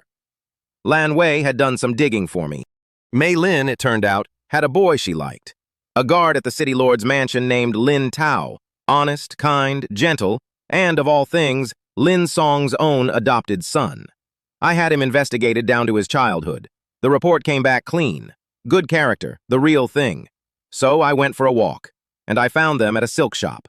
Mei Lin was picking through bolts of cloth, chattering, her whole face lit up, the boy nodding along helplessly beside her. He kept suggesting one he liked. She kept overruling him and holding up another. And I stood off to the side and watched her fret between 2 shades of blue, and it took me an embarrassingly long second to work out why. She was buying silk to sew new clothes. For me. Even now, even happy, even with a boy of her own, still thinking about me. The girl who bit through her own tongue in my arms, in a life she will never remember. Alive, laughing, cheeks pink, arguing about the color of my next shirt with a boy who looked at her like she personally hung the moon. I stood there in that market and set down a knife I'd been carrying longer than she'd been alive.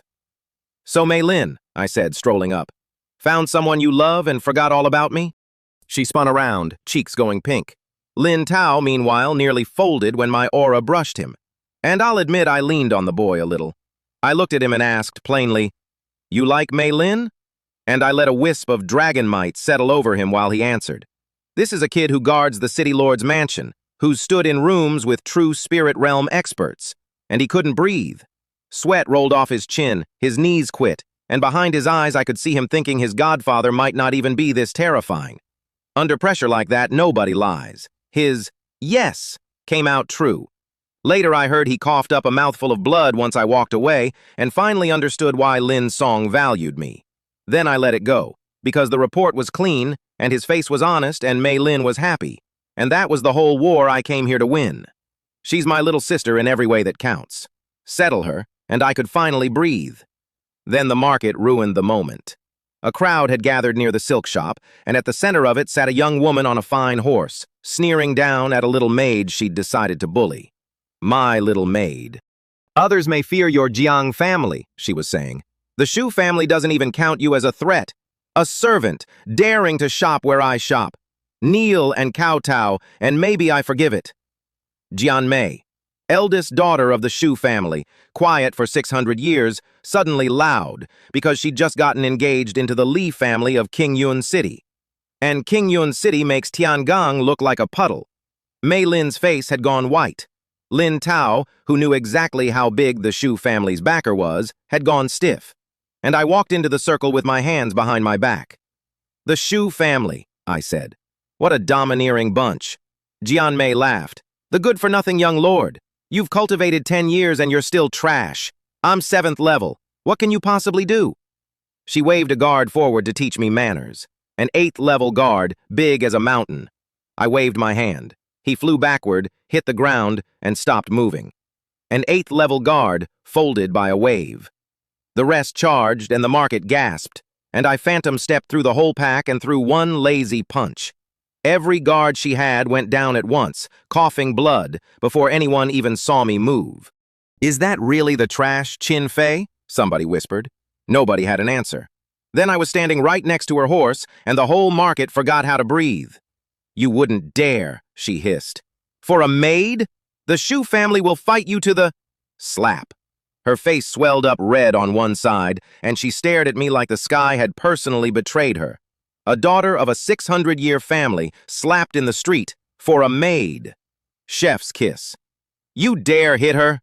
New voice, big aura, a young man cutting through the crowd like a blade. 9th level body refining, and young for it, the kind of young that costs a great family a fortune in resources.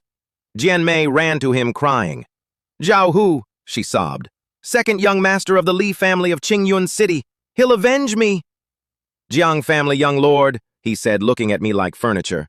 "Apologize to my Mei Li, and make your maid kneel and beg, or your whole family pays." The crowd started doing the math out loud. Nobody offends the Li family for a servant.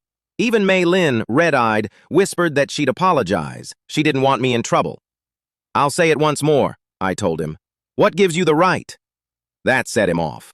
He came in fast, eagle claw chi tearing the air, a killing move he'd once used to stand against a true spirit realm expert.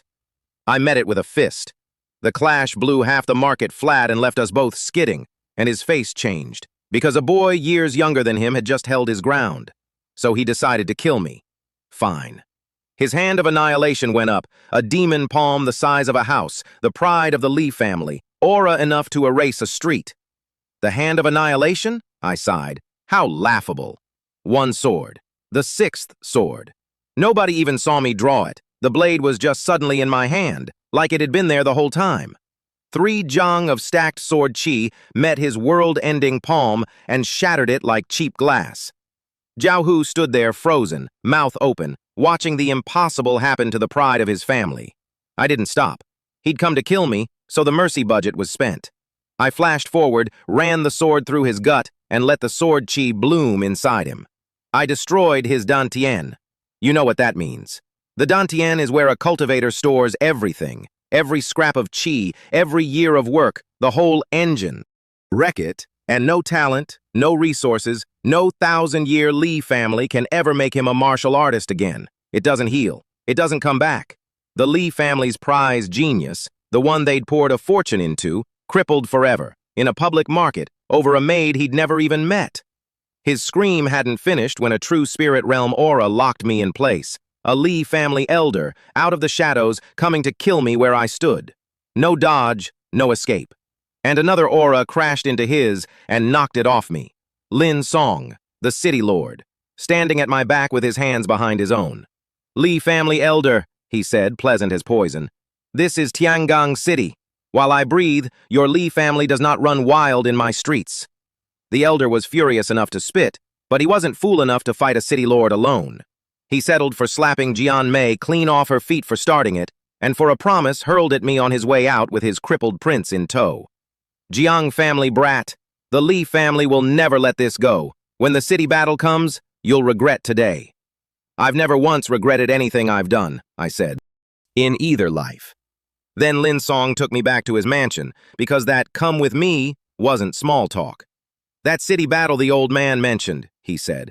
I was going to come to you about it anyway. Here's what it is.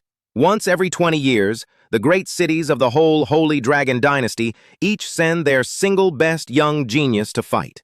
Not a family squabble, a dynasty-wide stage. Win, and your city gets showered in resources and standing, and you, personally, get famous across the whole dynasty. Fame, fortune, spirit pills, and the one that mattered.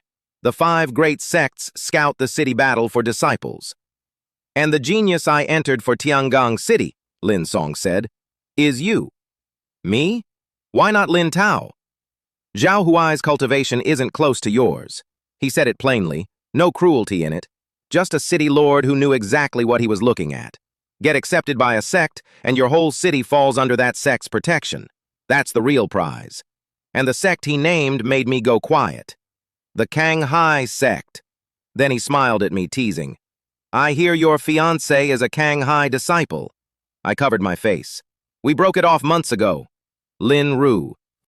The girl who came to dump the trash and left curious instead. She hadn't just joined the Kanghai sect, she'd become a personal disciple, the kind of rank that turns into a sect elder, maybe a sect master.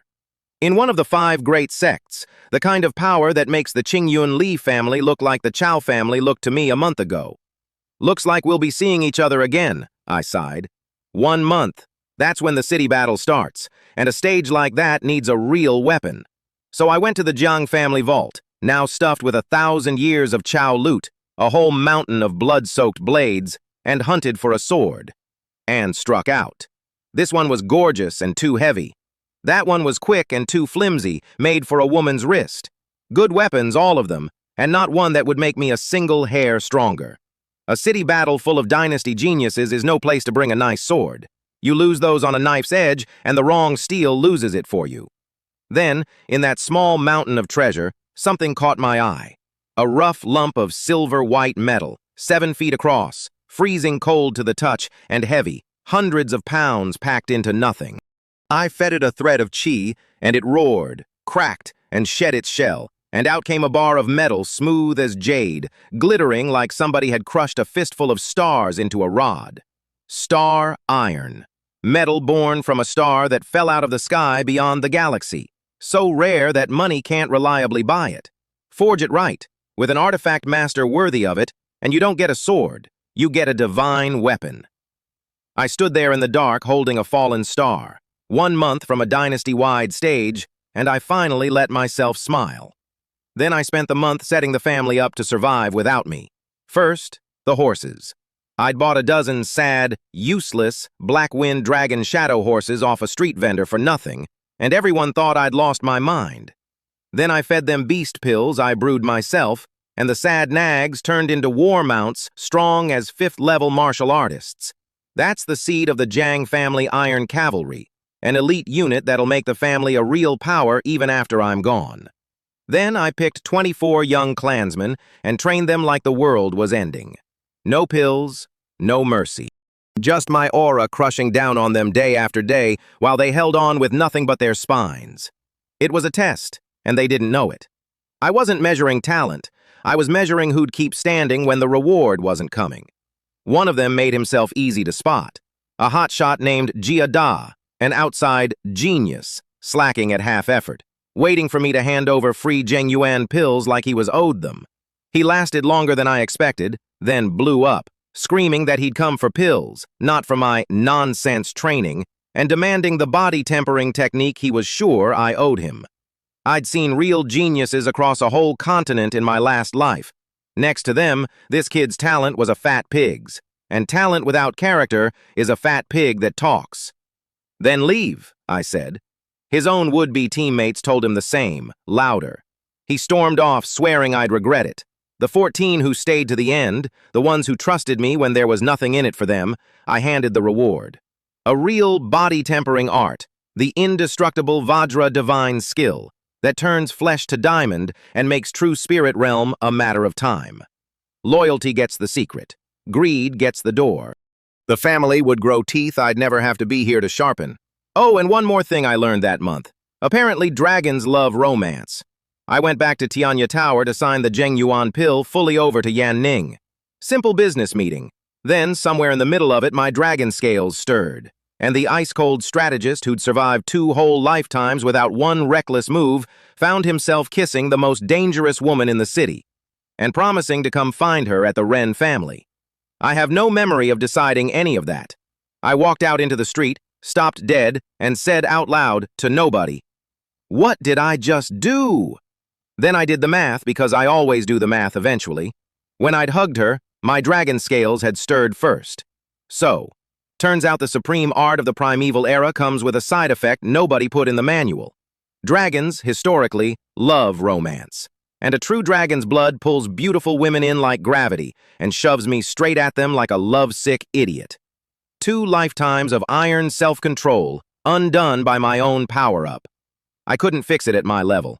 Couldn't do a thing about it. I could only sigh and file it under the growing list of my problems that were also somehow flexes. Yan Ning, for the record, was not complaining. "Don't you dare go back on your word," she'd told my back on the way out. I was still muttering about it when I took a wrong turn down a quiet street and heard a voice I'd thrown out a week ago.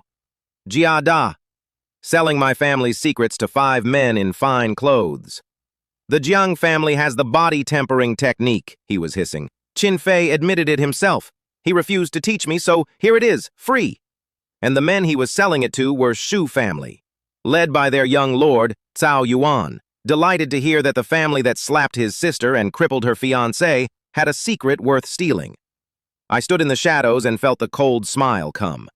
The Shu family had wanted a reason. Now they had one, and a traitor to carry it. And no idea I was standing 10 meters away hearing every word. Cao Yuan handed Jia Da a packet. Blood slaughter flower, a poison so vile that a martial artist who drinks it goes berserk and butchers everyone around him. The plan was elegant. Slip it into the Jiang family's well, and the clan tears itself apart, and the Shu family strolls in to claim the pieces without lifting a sword.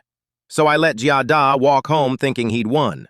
He got all the way to the Jiang family well, packet in hand, whispering about how he'd make me kneel, and then the whole courtyard lit up with torches. The entire clan, standing there, staring. Chen Bo, the elder who'd vouched for him, walked up and slapped him hard enough to turn his cheek to pulp. I'd tailed the traitor the whole way and beaten him home. Caught red-handed over a poisoned well, there wasn't much left to deny.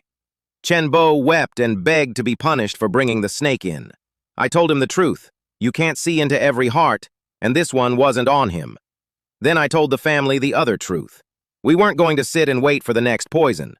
The elders balked. The Shu family had 600 quiet years, and nobody knew what they were hiding. But I laid it out cold. The Shu family had exactly one true spirit realm ancestor, in seclusion, location unknown even to them. Qingyun City and the Li family were too far to arrive in time. Right now, tonight, the Shu family had no card that could stop us. And a bomb that's already lit doesn't get safer if you stare at it. After tonight, I said, this whole city remembers the Jiang family is not the Jiang family it used to be. And it was time my iron cavalry earned their name. Night fell dead quiet over Tiangong City. Then hoofbeats. A dozen riders on black-wind dragon shadow horses tore through the dark like a rumor of the end of the world, killing intent coming off them thick enough to touch. These were the 14 I'd forged with brutal months and handed the indestructible Vajra divine skill. Bodies like diamond, tempered in a bandit fortress, itching for a real fight. My loudmouth Huan Xiong rode up front with a giant axe, already boasting. The silent, dangerous Huan Jing told him to shut up. The rest just rode, grim and hungry. They pulled up at the Shu family castle, and I drew my sword. Then tonight, I said, we kill to our heart's content. The gate guard was strong. Even one Shu soldier had real bite, and for a breath I was almost impressed. Then the sixth sword tore him into ribbons before he finished raising his blade. Alarms screamed across the castle. My axe-swinging maniac Huan Xiong rode through the courtyard like a black tiger, leaving nothing standing. Another rider put a fist through the main gate and turned solid stone to dust. 600 years of quiet, and the Jiang family kicked the door off it in one night. Then the Su patriarch dropped out of the sky to greet us. Jianhai, 9th level body refining at the peak, one breath from true spirit and stronger than Shu Guang had been, which is saying something.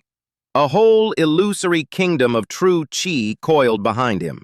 His daughter Jian Mei, cheek still healing from my slap, screamed my name and pointed. He looked at the 14 riders in his courtyard and laughed. You beat the Cao family and think you can beat mine? How foolish. He came at me with a phantom giant called Overlord Kill, and I answered with the 6th sword at full weight, and his masterpiece shattered like cheap glass. His face did the thing. Then he decided I wasn't lucky after all.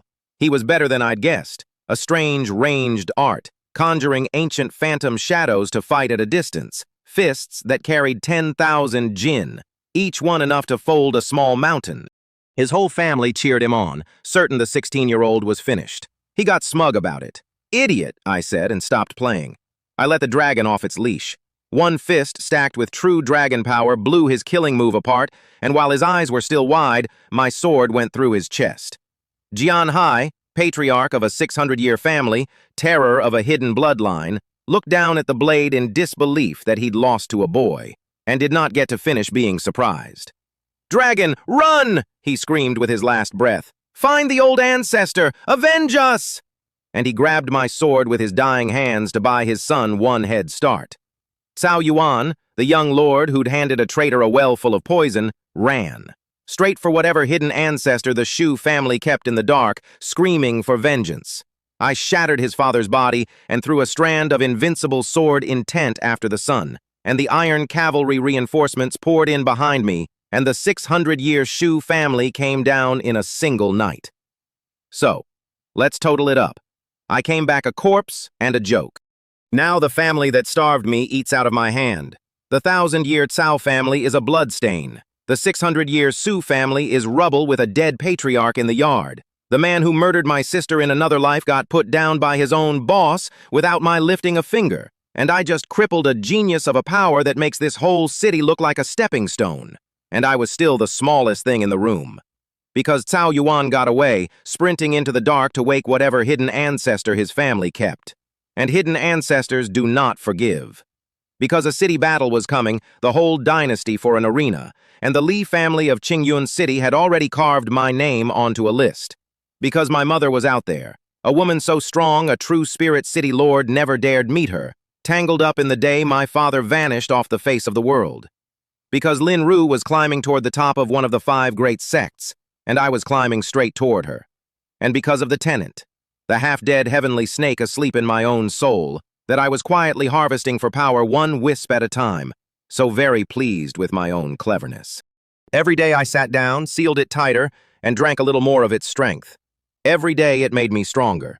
And every day I told myself a thing that gets a lot of clever men killed. It's asleep. It's harmless. It's mine. The legendary monster living rent-free behind my eyes.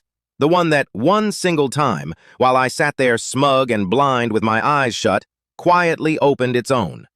So, reborn once, family reclaimed, 2 ancient houses in the dirt, a dynasty stage a month out, and a wider world past that, full of things that would make the Chow family look like the warm-up it was.